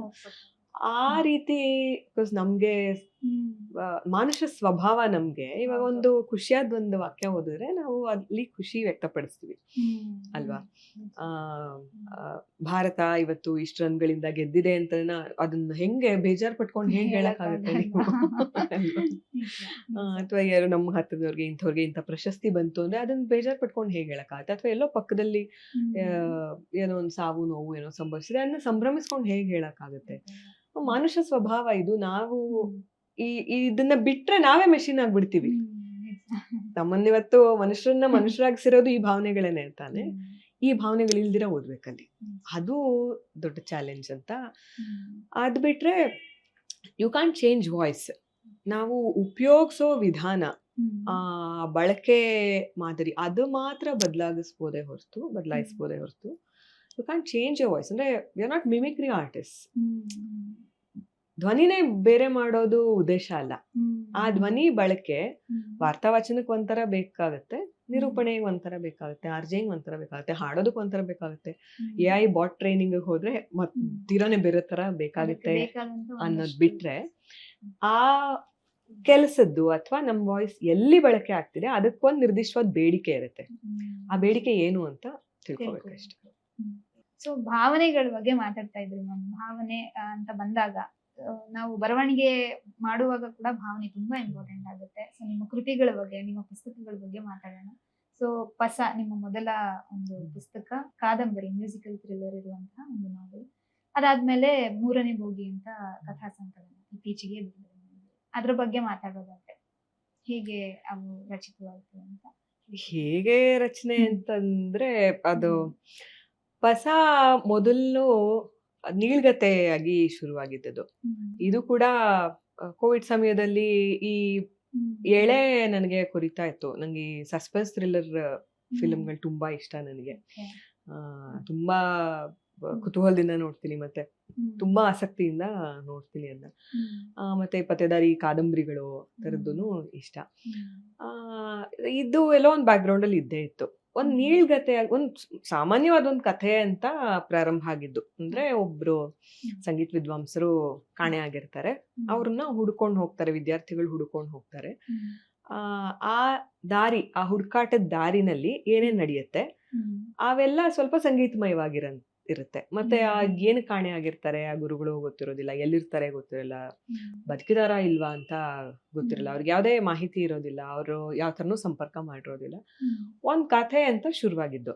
ಇದು ಸಾಮಾನ್ಯವಾಗಿ ನಾವೇನ್ ಇವಾಗ 1000, 1500, 2000 ಪದಗಳು ಆ ಮಿತಿ ದಾಟ್ತು. ಸರಿ, ನೀಳ್ಗತೆ ಆಗೋ ತರ ಅಂತ ಅಂದ್ಕೊಂಡಿದ್ದಾಯ್ತು. ಆಮೇಲೆ ಯಾಕೋ ಅಲ್ಲಿಗೂ ನಿಲ್ತಾ ಇಲ್ಲ, ಇದು ಮುಂದುವರಿತಾ ಇದೆ, ಮತ್ತೆ ಬೆಳ್ಕೊಂಡು ಹೋಗ್ತಾನೆ ಇತ್ತು. ಮತ್ತೆ ಎಲ್ಲಿ ನಿಲ್ಸಿದ್ರುನು ತುಂಬಾ ಅಬ್ರಪ್ಟ್ ಅಂತ ಅನ್ನಿಸ್ತಾ ಇತ್ತು. ಆ ಸಮಯದಲ್ಲಿ ನನ್ನ ಹಿರಿಯ ಮಿತ್ರರು ಮತ್ತೆ ಒಂದ್ ರೀತಿಯ ಮೆಂಟರು, ಅವರು ಈಗಿಲ್ಲ, SK ಶ್ಯಾಮ್ ಸುಂದರ್ ಅಂತ ಅಂದ್ಬಿಟ್ಟು ಒನ್ ಇಂಡಿಯಾದಲ್ಲಿ ವರ್ಕ್ ಮಾಡ್ತಿದ್ದಂಥವ್ರು, ಸುವರ್ಣ ಡಿಜಿಟಲ್ ಚಾನೆಲ್ ನಲ್ಲಿ ಕೆಲಸ ಮಾಡ್ತಿದ್ದಂಥವ್ರು. ಆವಾಗ ಈ ವಿಷಯ ಬಂದಾಗ, ಇಲ್ಲ ಇದು ಒಂದು ಕಾದಂಬರಿ ಆಗುತ್ತೆ ಅನ್ನೋ ರೀತಿ ಮಾತುಕತೆ ಒಂದ್ಸಲಿ ಬಂತು. ಸರಿ, ಅದ್ ಹಾಗೆ ಮುಂದುವರೆದು, ಇದು ಕಾದಂಬರಿಗೆ ಬೇಕಾದಷ್ಟು ಆಗುತ್ತಾ ಈ ತರದಿದ್ದಾಗ, ತುಂಬಾ ಈಗ 250-300 ಪುಟಗಳು ಆ ತರದಾಗ್ಲಿಲ್ಲ, 150 ಆ ಆಸ್ಪಾಸ್ನಲ್ಲಿ ಹೀಗೆ ಒಂದು ಫಸ್ಟ್ ಕಾಪಿ ತರ, ಒಂದು ಫಸ್ಟ್ ಪ್ಲಾಟ್ ತರ ಸಿದ್ಧ ಆಯ್ತು. ಸಾವಣ್ಣ ಪ್ರಕಾಶ್ನ ಜಮೀಲ್ ಅವರು ನಂಗೆ ತುಂಬಾ ಆತ್ಮೀಯರು. ಮತ್ತೆ ಅವರ ಪ್ರಕಾಶನದ ಪುಸ್ತಕ ಲೋಕಾರ್ಪಣೆ ಕಾರ್ಯಕ್ರಮಗಳು, ವಾರ್ಷಿಕೋತ್ಸವಗಳು ಇದನ್ನೆಲ್ಲ ನಿರೂಪಣೆ ಮಾಡ್ತಾ ಬಂದಿದ್ರಿಂದ ಸಂಪರ್ಕ ಚೆನ್ನಾಗಿತ್ತು. ಆತ್ಮೀಯರು, ನನಗೆ ಬಹಳ ಬೇಕಾದವರು. ಅವ್ರ ಹತ್ರ ಹೀಗೆ ಈ ವಿಷಯ ಬಂತು, ಹೇಳ್ದೆ ಹೀಗೊಂದು ಕಾದಂಬರಿ ಮ್ಯೂಸಿಕಲ್ ಸಸ್ಪೆನ್ಸ್ ಥ್ರಿಲ್ಲರ್ ಅಂತ ಅಂದ್ಬಿಟ್ಟು. ಅವ್ರು ಬಹಳ ಖುಷಿಯಿಂದ ಇದನ್ನ ಪಬ್ಲಿಷ್ ಮಾಡೋಣ ಅಂತಂದ್ಬಿಟ್ಟು ಆಯಿತು. ಹಾಗಾಗಿ ಪಸ ಸಾವರ್ಣ ಪ್ರಕಾಶನದಿಂದ ಪಬ್ಲಿಷ್ ಆಯಿತು. ನಂತರದ್ದು 3ನೇ ಬೋಗಿ ಇತ್ತೀಚೆಗೆ ಅಂದರೆ ಅದು ಕಳೆದ ಡಿಸೆಂಬರ್ 2025 ಡಿಸೆಂಬರ್ನಲ್ಲಿ ಅಫಿಷಿಯಲಿ ಅದು ಹೊರಗಡೆ ಬಂದಿರೋ ಅಂಥದ್ದು. ಆದರೆ ಯಾವುದೇ ಮಳಿಗೆಗಳಲ್ಲಿ ಇನ್ನೂ ಸಿಗ್ತಿರ್ಲಿಲ್ಲ, ಕಡಿಮೆ ಪ್ರಿಂಟ್ ಹಾಕಿದ್ದು, ಕಾರ್ಯಕ್ರಮ ಅಂತೇನಾಗಿರ್ಲಿಲ್ಲ. ಇತ್ತೀಚೆಗೆ ಅದು ಒಂದು ಸಂವಾದ ಅಂತ ಆಗಿ ಹೊರಗಡೆ ಬಂತು, ಓದುಗರಿಗೆ ಸಿಗುವಂಥದ್ದು. ಹರಿವು ಪ್ರಕಾಶನ, ಹರಿವು ಬುಕ್ಸ್ ಅವರು ಇದನ್ನ ಪ್ರಕಾಶಿಸಿರುವಂಥದ್ದು. ಹರಿವು ಬುಕ್ಸ್ನ ರತೀಶ್ ಅವರು ಬಹಳ ಆತ್ಮೀಯರು ನನಗೆ. ಹೀಗೆ ಕಥಾ ಸಂಕಲನದ ಬಗ್ಗೆ ವಿಚಾರ ಬಂತು. ಕಳೆದ ವರ್ಷ ಚಂದ ಪುಸ್ತಕಕ್ಕೆ ಅವರು ವಾರ್ಷಿಕ ಒಂದು ಸ್ಪರ್ಧೆ ಇರುತ್ತೆ, 10 ಕಥೆಗಳು ಅಥವಾ 12 ಕಥೆಗಳು, ಈ ರೀತಿ ಒಂದು ಕಥಾ ಸಂಕಲನನೇ ಕೊಡಬೇಕು. ಅಲ್ಲಿಗೆ ಈ ಕಥಾ ಸಂಕಲನ ಮತ್ತೆ ಕೆಲವು ಬೇರೆ ಬೇರೆ ಕಥೆಗಳು ಇತ್ತು. ಕೆಲವು ಕಥೆಗಳನ್ನ ತೆಗೆದು ಇನ್ ಕೆಲವು ಬೇರೆ ಹಾಕಿರೋದು ಅದಿದೆ. ಮೆಜಾರಿಟಿ ಇವಾಗ ಇದ್ರಲ್ಲಿರೋ ಒಂದು 6 ಕಥೆಗಳು ಆ ಸ್ಪರ್ಧೆಗೆ ನಾನು ಕಳಿಸಿದ್ದೆ. ಚಂದ ಪುಸ್ತಕದ ಸ್ಪರ್ಧೆಗೆ ನಾನು ಕಳಿಸಿದ್ದೆ. ಅದರಲ್ಲಿ ಟಾಪ್ 10 ಅಲ್ಲಿ ಈ ಕಥೆಗಳು ಇದ್ವು. ಆಮೇಲೆ ಅದಕ್ಕೇನು ಬಹುಮಾನ ಬಂದಿರಲಿಲ್ಲ. ಸರಿ, ಈ ಥರದ್ದಿದೆ ಒಂದು ಕಥಾ ಸಂಕಲನ ಅಂದಾಗ ರತೀಶ್ ಅವರು ಅದನ್ನ ಪ್ರಕಾಶನ ಮಾಡೋಣ ಅಂತಾಗಿ ಹಾಗೆ 3ನೇ ಬೋಗಿ ಹೊರಗಡೆ ಬಂದಿರೋದು ಇವಾಗ.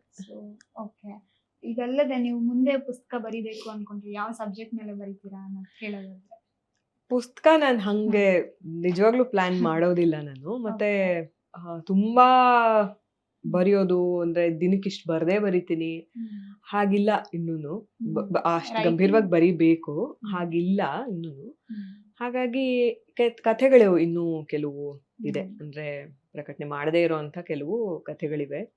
ಇನ್ನೊಂದಿಷ್ಟು ಕಥೆಗಳು ಸ್ಕೆಲಿಟನ್ ಹಂತದಲ್ಲಿ ಇದೆ. ಅಂದ್ರೆ ಏನೋ ಹೊಳ್ದಾಗ ಪಾಯಿಂಟ್ಸ್ ಹಾಕಿಟ್ಟಿರ್ತೀನಿ ಎಲ್ಲೋ ಒಂದ್ ಕಡೆ, ಅಥವಾ ಅರ್ಧಂಬರ್ಧ ಬರ್ದಿಟ್ಟಿರ್ತೀನಿ, ಅದು ಅಂತ್ಯ ಬರ್ದಿರೋದಿಲ್ಲ, ಅಥವಾ ಏನೋ ಒಂದ್ ಪಾತ್ರ ಏನೋ ಇನ್ನೂ ಬೇಕು ಅಂತ ಅನಿಸ್ತಿರುತ್ತೆ, ಅಥವಾ ಸಂಪೂರ್ಣ ಕಥೆ ಬೇಕಾದ ಹಾಗೆ ಇರೋದಿಲ್ಲ. ಆ ಥರದ ಹಂತದಲ್ಲಿ ಕೆಲವು ಕಥೆಗಳಿವೆ. ಸೊ ಇನ್ನೊಂದು ಕಥಾ ಸಂಕಲನ ಯಾವತ್ತಾದ್ರೂ ಬರಬಹುದು, ಗೊತ್ತಿಲ್ಲ. ಆತರ ಪಟ್ಟು ಸಾಮಾನ್ಯ ಆದಷ್ಟು ಬೇಗನ ಅದು ಗೊತ್ತಿಲ್ಲ ನನ್ಗೆ. ಯಾಕೆಂದ್ರೆ ಡಿಸಿಪ್ಲಿನ್ಡ್ ಆಗಿ ಇವತ್ತು ಒಂದ್ ಕತೆ ಮುಗಿಸ್ತೀನಿ, ಹಂಗ್ ಕೂತ್ಕೊಳ್ಳೋದು ಸ್ವಲ್ಪ ಕಷ್ಟ. ನಾನು ಹಾಗೆ ಬರೆಯೋದಿಲ್ಲ. ಬಿಸಿ ಶೆಡ್ಯೂಲ್ ಅಲ್ಲಿ ಅದನ್ನು ಕೂಡ ಮ್ಯಾನೇಜ್ ಮಾಡ್ಬೇಕು. ಇಷ್ಟ ಬರೆಯೋಕೆ ಇಷ್ಟ ಆಗತ್ತೆ. ಆದ್ರೆ ಇವತ್ತು ಒಂದ್ ಏಳೆ ಬಂದ್ರೆ ಯಾವತ್ತೋ ಬರ್ಸ್ಕೊಳುತ್ತೆ. ನಾನು ಪ್ರತಿದಿನ ಕೂತ್ಕೊಂಡು ಬೆಳಿಗ್ಗೆ 5ರಿಂದ 7 ಗಂಟೆ ಬರೀತೀನಿ ಹಾಗಿಲ್ಲ. ಯಾಕೆಂದ್ರೆ ಅದು ಸಾಮಾನ್ಯ ನಮ್ದು ಅಭ್ಯಾಸದ ಸಮಯ. ಅದು ನಮ್ಮ ಸಂಗೀತ ಅಭ್ಯಾಸದ ಇರ್ಬೋದು, ಅಥವಾ ಮನೇಲೂ ಮಾಡ್ಬೇಕಿರುತ್ತಲ್ಲ, ಮನೇಲಿ ನಾವು ಬೇಕಿರುತ್ತೆ. ಹಾಗೆ ಬರೆಯಕ್ಕೆ ಅಂತಾನೆ ಒಂದ್ ನಿರ್ದಿಷ್ಟವಾದ ಸಮಯ ಇಟ್ಕೊಂಡು ಬರೆಯೋ ಅಂತದಲ್ಲ. ಆದ್ರೆ ಮೂಡ್ ಬಂದು ಶುರು ಮಾಡಿದ್ರೆ ಸಾಮಾನ್ಯ ಒಟ್ಟಿಗೆ ಒಂದ್ ಕತೆ ಪೂರ್ತಿ ಮುಗಿಸಿ ಹೇಳೋ ಅಂತದ್ದು ಹಾಗೂನು ಇರುತ್ತೆ, ಅದು ಅದ್ರೊಳಗಡೆ ಹೋಗ್ಬಿಟ್ಟಾಗ. ಹಾಗಾಗಿ ಯಾವಾಗ ಅನ್ನೋದು ಖಂಡಿತ ನನಗೂ ಗೊತ್ತಿಲ್ಲ. ಸೊ ಮ್ಯಾಮ್, ಮ್ಯೂಸಿಕ್ ಬಗ್ಗೆ ಮಾತಾಡೋದಾದ್ರೆ, ಮ್ಯೂಸಿಕ್ ನ ಒಂದು ಪ್ರೊಫೆಷನ್ ಅಥವಾ ಕರಿಯರ್ ಆಪ್ಷನ್ ಆಗಿ ತಗೊಳ್ಬೇಕಾದ್ರೆ ಏನೆಲ್ಲ ಚಾಲೆಂಜಿಂಗ್ ಅಂತ ಅನ್ಸುತ್ತೆ ಇವತ್ತಿನ ಒಂದು ದಿನಮಾನದಲ್ಲಿ ಅಂತ? ಅದರ ಅಭ್ಯಾಸ, ಒಂದು ಸಮಯ ಸಂಗೀತನ ಪೂರ್ಣ ಪ್ರಮಾಣದ ವೃತ್ತಿಯಾಗಿ ತಗೊಂಡಿರೋಂಥವ್ರು ಇವತ್ತು ಬಹಳಷ್ಟು ಜನ ಇದ್ದಾರೆ. It's a vast development. ಅದು ಹಿಂದಿನವ್ರು ಇದ್ರು ಬೇಕಾದಷ್ಟು ಜನ ಆ ರೀತಿ. ಇವತ್ತೂ ಹಾಗೆ ತಗೊಳ್ತಿದ್ದಾರೆ ಅಂತಂದ್ರೆ ಅಂದ್ರೆ ಆ ಕಲೆಗಿರೋ ಅಂತ ಒಂದು ತಾಕತ್ತದು. ಬಹಳಷ್ಟು ಜನ ನನ್ಗೆ ಗೊತ್ತಿದ್ದಾರೆ. ಬಟ್ ನಾನು ಏನ್ ಹೇಳೋದು ಅಂತಂದ್ರೆ, ಏನಾದ್ರೂ ಒಂದು ಅಕಾಡೆಮಿಕ್ ಕಲಿಕೆ ಅಥವಾ ನಮ್ಗೆ ನಾಳೆ ಬೇಕು ಅಂದ್ರೆ ಒಂದ್ ಬೇರೆ ಕೆಲಸ ಸಿಗ್ಬೋದು, ಆ ಥರದ್ದು ಏನಾದ್ರು ಒಂದು ಇಟ್ಕೊಂಡಿರ್ಬೇಕು ಕಲಾವಿದ್ರು.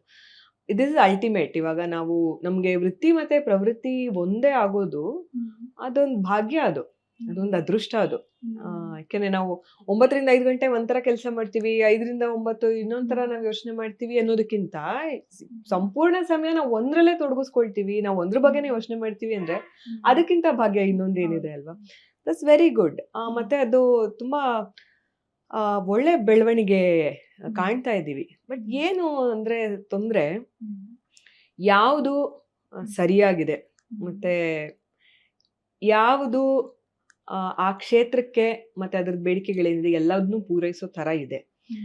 ಅಥವಾ ಇನ್ನೊಂದ್ ಕಡೆ ಸುಮ್ನೆ ಯಾರು ಜಾಸ್ತಿ ರೀಲ್ಸ್ ಮಾಡ್ತಾರೆ, ಯಾರು ಜಾಸ್ತಿ ವಿಡಿಯೋ ಮಾಡ್ತಾರೆ, ಇದೂನು ನಡೀತಾ ಇದೆ. ಅಂದ್ರೆ ಪ್ರೇಕ್ಷಕರಿಗೆ ಅಥವಾ ಕೇಳುಗರಿಗೆ ಆ ಜಡ್ಜ್ಮೆಂಟ್ ಎಲ್ಲೋ ಒಂದ್ ಕಡೆ ಸಿಗ್ತಾ ಇಲ್ಲ. ಅಂದ್ರೆ ಯಾವ್ದು ಸರಿಯಾಗಿರೋದು, ಯಾವ್ದು ಸರಿ ಅಲ್ದೇ ಇರೋದು ಅಂತ. ಅಂದ್ರೆ ಆಯ್ಕೆ ಅಷ್ಟೊಂದಿದೆ ಇವಾಗ. ಈಗ ಕಚೇರಿಗಳನ್ನೇ ಮಾಡಿ ಜೀವನ ನಡೆಸ್ತೀವಿ ಅನ್ನೋಂಥದ್ದು ಸಾಧ್ಯನಾ ಅಂದ್ರೆ ಹೌದು ಮತ್ತು ಇಲ್ಲ ಎರಡೂ ಇದೆ ಉತ್ತರ. ಮಾಡ್ತಾ ಇರೋಂಥವ್ರು ಇದ್ದಾರೆ, ಆದ್ರೆ ಎಷ್ಟು ಜನ ಕಲಾವಿದರಿದ್ದಾರೆ, ಎಲ್ಲರಿಗೂ ವೇದಿಕೆಗಳು ಸಿಗುವಂಥದ್ದು ಇಲ್ಲ ಅನ್ನೋಂತ ಒಂದು ಪರಿಸ್ಥಿತಿನೂ ಇದೆ. ಆಮೇಲೆ ಎಲ್ಲ ಹಾಡುಗಾರರು ಅಥವಾ ಸಂಗೀತಗಾರರು ಕ್ಲಾಸ್ ಮೇಲೆ ಡಿಪೆಂಡ್ ಆಗ್ಬೇಕಾಗಿರೋಂತ ಪರಿಸ್ಥಿತಿ ಇದೆ. ಅಂದ್ರೆ ಒಂದು ಆದಾಯಕ್ಕೂ ಕೂಡ ಈ ಸವಾಲುಗಳಿದೆಯಲ್ಲ, ಇದು ಆಯ್ಕೆ ಇವಾಗ ಕೇಳುಗರಿಗೆ ಸರಿ ತಪ್ಪು ಎಲ್ಲಿಂದ ಬರ್ಬೇಕದು. ಇವಾಗ ನಮ್ಗೆ ಮುಂಚೆ ಇವಾಗ ದಿನ ಶುರುವಾಗ್ತಿದ್ದಿದೆ ರೇಡಿಯೋಲ್ ಒಂದು ಸಂಗೀತ ಕೇಳೋದ್ರ ಮೂಲಕ. ಅದು ಯಾವ್ದೇ ಇರ್ಬೋದು, ಆಕಾಶವಾಣಿ. ನಮ್ಮಮ್ಮ ರೇಡಿಯೋ ಆನ್ ಮಾಡಿದ್ರೆ ಕಾಫಿ ಡಿಕಾಕ್ಷನ್ ಹಾಕ್ತಾ ಇರ್ಲಿಲ್ಲ ನಮ್ಮಮ್ಮ. ಹಾಗೆ ಕೇಳ್ಮೆ ಇದ್ದಂಥದ್ದು. ಸೊ ನಾವ್ ಎಂಥ ಕೇಳ್ಮೆಗೆ ನಾವು ಇವಾಗ ಮುಂದಿನ ಪೀಳಿಗೆನ ಅವ್ರನ್ನ ಒಡ್ತಾ ಇದ್ದೀವಿ, ಅವ್ರಿಗೆ ನಾವ್ ಏನ್ ಕೇಳಿಸ್ತಾ ಇದ್ದೀವಿ. ಆಮೇಲೆ ಇವಾಗ ಎಲ್ಲಾ ಫಾಸ್ಟ್ ಫುಡ್ ತರ ಬೇಕು. ಈಗ ನಮ್ಮ ಹತ್ರನೇ ಬರ್ತಾರೆ, ಕ್ಲಾಸ್ಗೆ ಬರ್ತಾರೆ. ಏನು ಫಸ್ಟ್ ಒಂದ್ 10 ನಿಮಿಷ ನಾರ್ಮಲ್ ಆಗಿರುತ್ತೆ, ನೋಡಿ ಇವ್ರು ನಿಮ್ಗೆ ಸಂಗೀತಕ್ಕೆ ಸೇರ್ಸ್ಬೇಕು, ಚೆನ್ನಾಗಿ ಹಾಡ್ತಾಳೆ, ಅದೆಲ್ಲ ಇರುತ್ತೆ. ಆಮೇಲೆ ಇದು ಸರಿಗಮಪಲ್ ಹಾಡ್ಸ್ಬೇಕು ಅಂತ ಇದೀವಿ, ಎಷ್ಟ್ ದಿನ ಬೇಕಾಗುತ್ತೆ, ಇಲ್ಲಿಗೆ ಬರುತ್ತೆ. ಅಂದ್ರೆ ಅದು ತಪ್ಪು ಅನ್ನೋ ದೃಷ್ಟಿ ಅಲ್ವೇ ಅಲ್ಲ.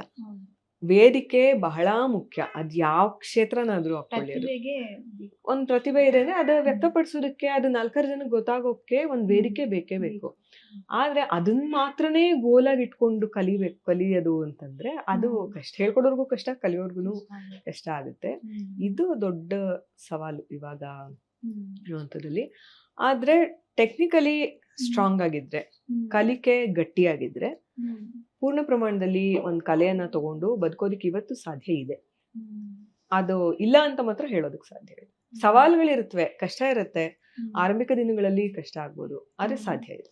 ಗಟ್ಟಿ ಇರ್ಬೇಕು ಅಷ್ಟೇನೆ. ಸೊ ಇದೇ ರೀತಿ ನಿಮ್ಮ ಪ್ರೊಫೆಷನ್ ಜರ್ನಿಯಲ್ಲಿ ನೋಡುವಾಗ ನೀವು ನಿರೂಪಣೆಯಲ್ಲಿ ಕೂಡ ತುಂಬಾ ಒಂದಷ್ಟು ಟೈಮ್ ನಿಮ್ಮ ಲೈಫ್ ಜರ್ನಿನ ಕಳೆದಿದ್ದೀರಿ.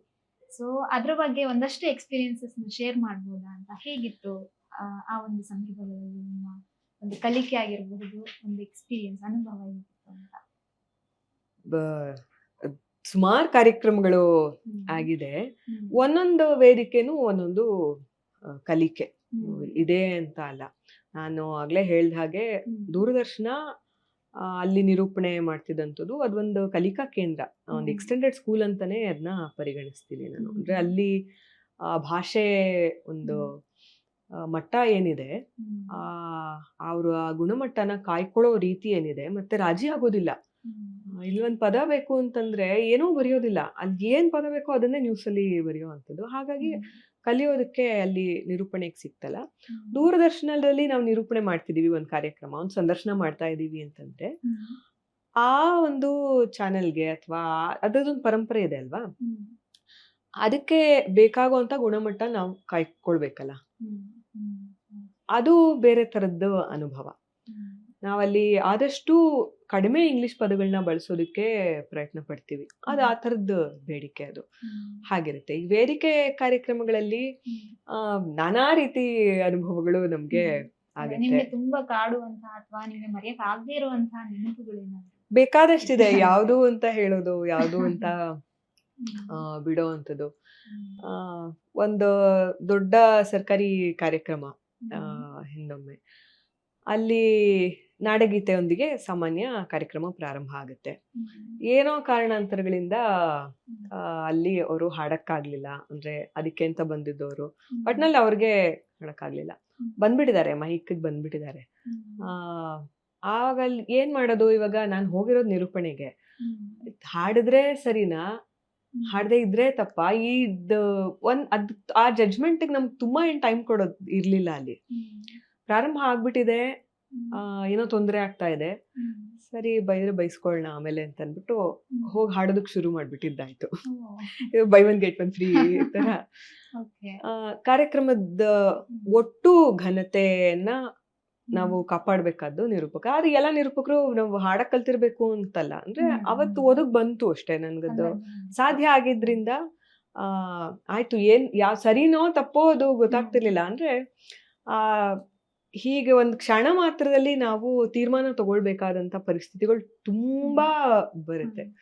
ಈಗ ಯಾರೋ ಬಂದಿರಲ್ಲ, ಅಥವಾ ಹೇಳೋರು ಆಯೋಜಕರೇನೋ ಸಿಕ್ಕಿರೋದಿಲ್ಲ, ಯಾರ ಮುಂದೆ ಯಾರು ಮಾತಾಡ್ತಾರೆ, ಆ ತರ ತೀರ್ಮಾನಗಳನ್ನ ಒಂದೇನ್ ಗಮನದಲ್ಲಿ ಇಟ್ಕೋಬೇಕು. ಯಾವುದೇ ಕಾರ್ಯಕ್ರಮ ಇರ್ಬೋದು ಅಥವಾ ಎಂಥದೇ ನೆನಪಾಗಿರ್ಬೋದು, ಎಲ್ಲಿ ನಾವು ಇವಾಗ ಒಂದು ಕಾರ್ಯಕ್ರಮ ಆಯೋಜನೆ ಮಾಡಿರ್ತಾರಲ್ವಾ, ಅವ್ರ ಉದ್ದೇಶಕ್ಕೆ ಪೂರಕವಾಗಿ ನಾವು ಕಾರ್ಯಕ್ರಮ ಮಾಡಿದೀವ, ಕಾರ್ಯಕ್ರಮದ ಘನತೆಗೆ ನಾವು ತೊಂದರೆ ಕೊಡ್ದಿರೋ ಹಾಗೆ ಮಾಡಿದೀವ, ಅಂತ ಕಾರ್ಯಕ್ರಮಗಳೆಲ್ಲ ಒಳ್ಳೆ ಕಾರ್ಯಕ್ರಮನೇ, ಅಂತದೆಲ್ಲ ನೆನಪಲ್ಲಿರೋ ಅಂಥದ್ದೇನೆ.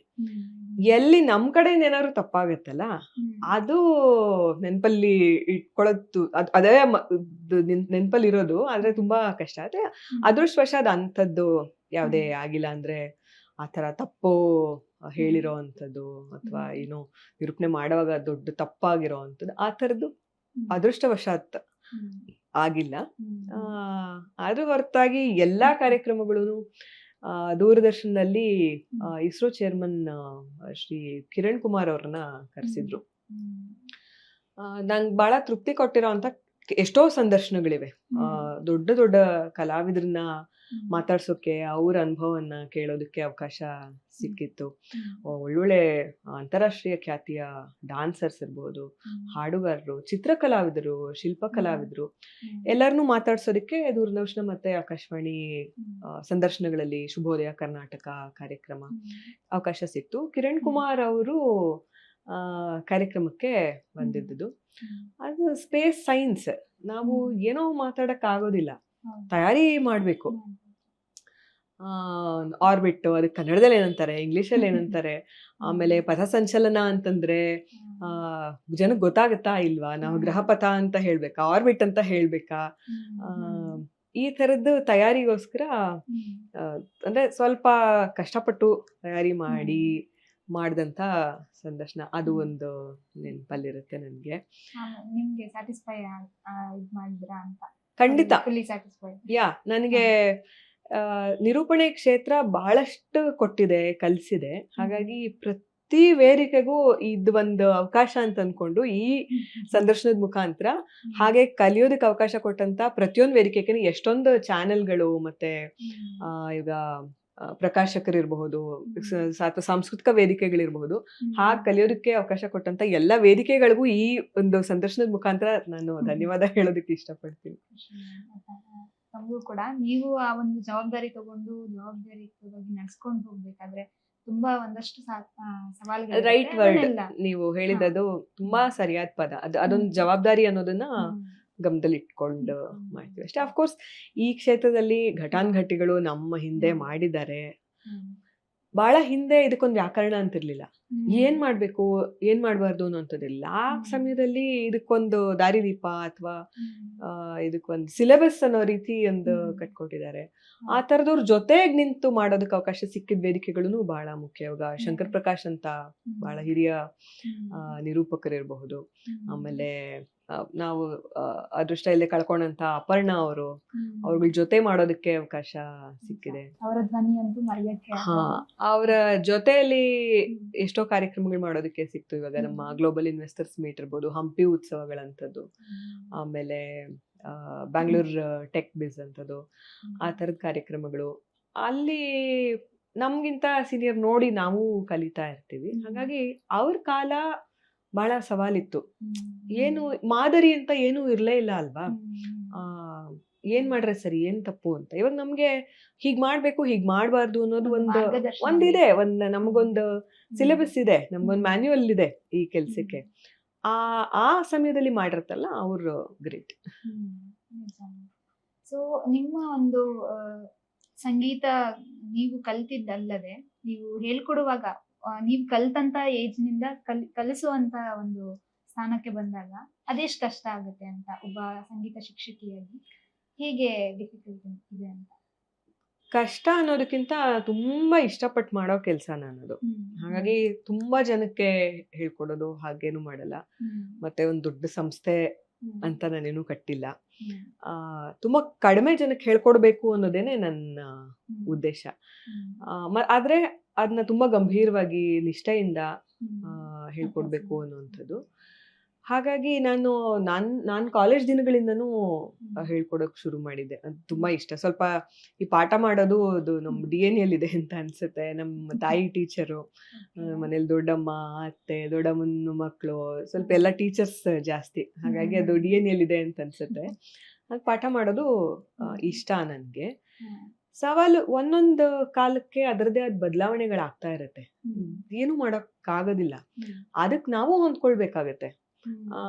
ಈ ಹಿಂದೆ ಇವಾಗ 100 ವರ್ಷದ ಹಿಂದೆ ಸ್ಟೂಡೆಂಟ್ಸ್ ಗುರುನ ಹೇಗ್ ನೋಡ್ತಿದ್ರು, ಹಾಗೆ ಇವಾಗ ನಾವು ಪಾಠ ಮಾಡೋವಾಗ ನಮ್ಮನ್ನ ನೋಡ್ಬೇಕು ಅನ್ನೋದು ಅದು ಈ ಕಾಲಕ್ಕೆ ಸರಿಯಾದ ನಿರೀಕ್ಷೆ ಅಲ್ಲ. ಅದು ನಾವೀಗ ಅವ್ರನ್ನ ಒಂದು ಫ್ರೆಂಡ್ ತರನೇ ಟ್ರೀಟ್ ಮಾಡ್ಬೇಕಾಗತ್ತೆ.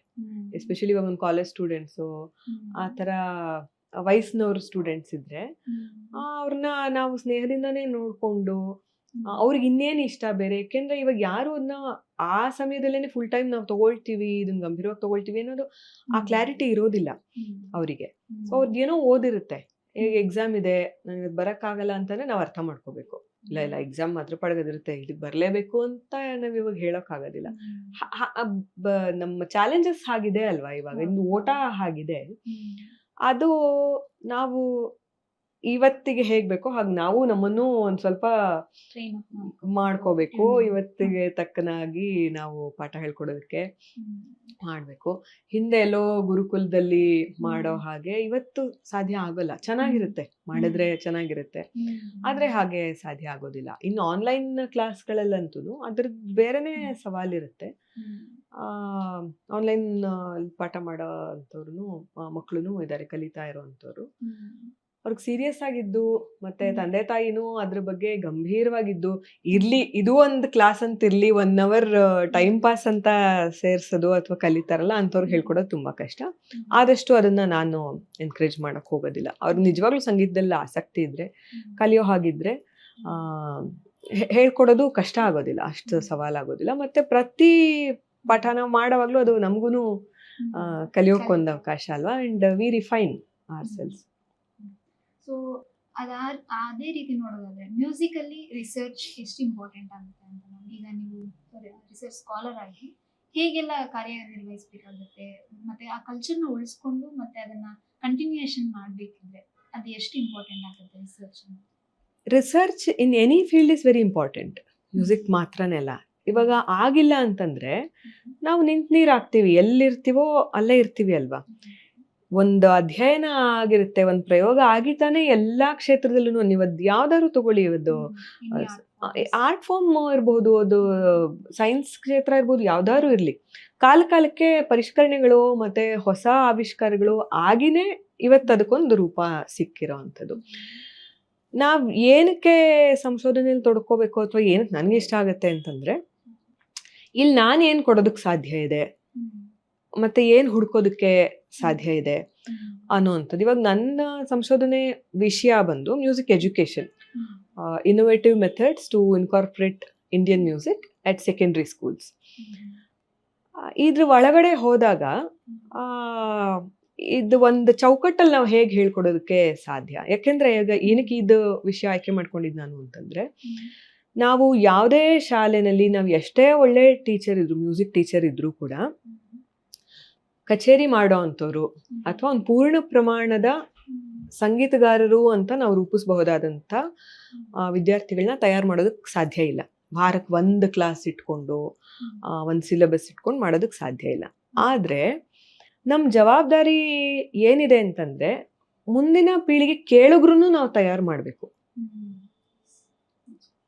ಆ ಕಾನ್ಶಿಯಸ್ ಲಿಸ್ನಿಂಗ್ ಇದೆಯಲ್ಲ, ಆ ಕೇಳ್ಮೆ ಇದೆಯಲ್ಲ, ಈಗ ಒಂದ್ ಸ್ವಲ್ಪ ಆ ಕ್ಷೇತ್ರದ ಬಗ್ಗೆ ನಮಗ್ ಗೊತ್ತಿದ್ರೆ ನಮ್ಗೆ ಆ ಕೇಳ್ಮೆಯಿಂದ ಸಿಗೋ ಆನಂದನೇ ಬೇರೆ ಆಗುತ್ತೆ ಅಲ್ವಾ.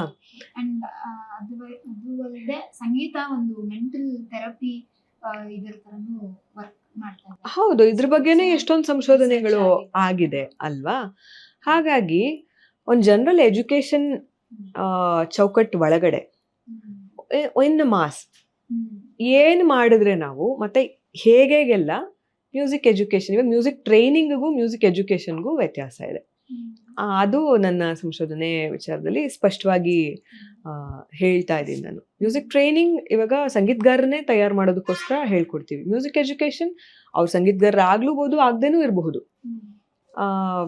ನೀವು ಹೀಗೀಗಿದೆ, ಈ ಪ್ರಪಂಚ ಹೀಗಿದೆ, ಅದನ್ನ ತಿಳಿಸೋದು ನಮ್ಮ ಜವಾಬ್ದಾರಿ ಆಗುತ್ತೆ ಮುಂದಿನ ಪೀಳಿಗೆನ.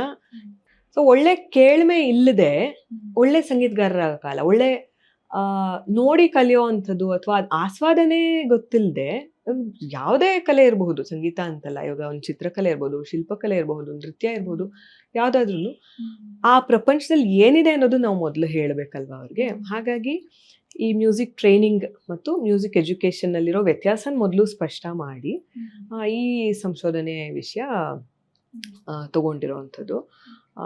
ನೋಡಿ ಇಷ್ಟೆಲ್ಲ ಇದೆ ಈ ಪ್ರಪಂಚದಲ್ಲಿ ಅಂತ ಹೇಳೋದಕ್ಕೆ ಏನೇನು ನಾವು ಮಾಡಬಹುದು, ಹೇಗೆಲ್ಲ ಹೇಳಬಹುದು. ಒಂದು ಶಾಲೆಗೆ ಹೋಗ್ತಿರೋಂಥ ವಿದ್ಯಾರ್ಥಿಗಳಿಗೆ ಶಾಲೆ ಒಳಗಡೆನೆ ಅವ್ರಿಗೆ ಆಸಕ್ತಿ ಬಂದು ನಂತರ ಎಲ್ಲರೂ ಹೋಗಿ ಗುರುಮುಖೇನ ಕಲಿಯುವಂಥದ್ದು. ಯಾಕಂದ್ರೆ ಈ ಪರಂಪರೆ ಅನ್ನೋ ಒಂದು ಪದ ಉಪಯೋಗಿಸಿರಿ, ತುಂಬಾ ವೆರಿ ಇಂಪಾರ್ಟೆಂಟ್ ಅದು.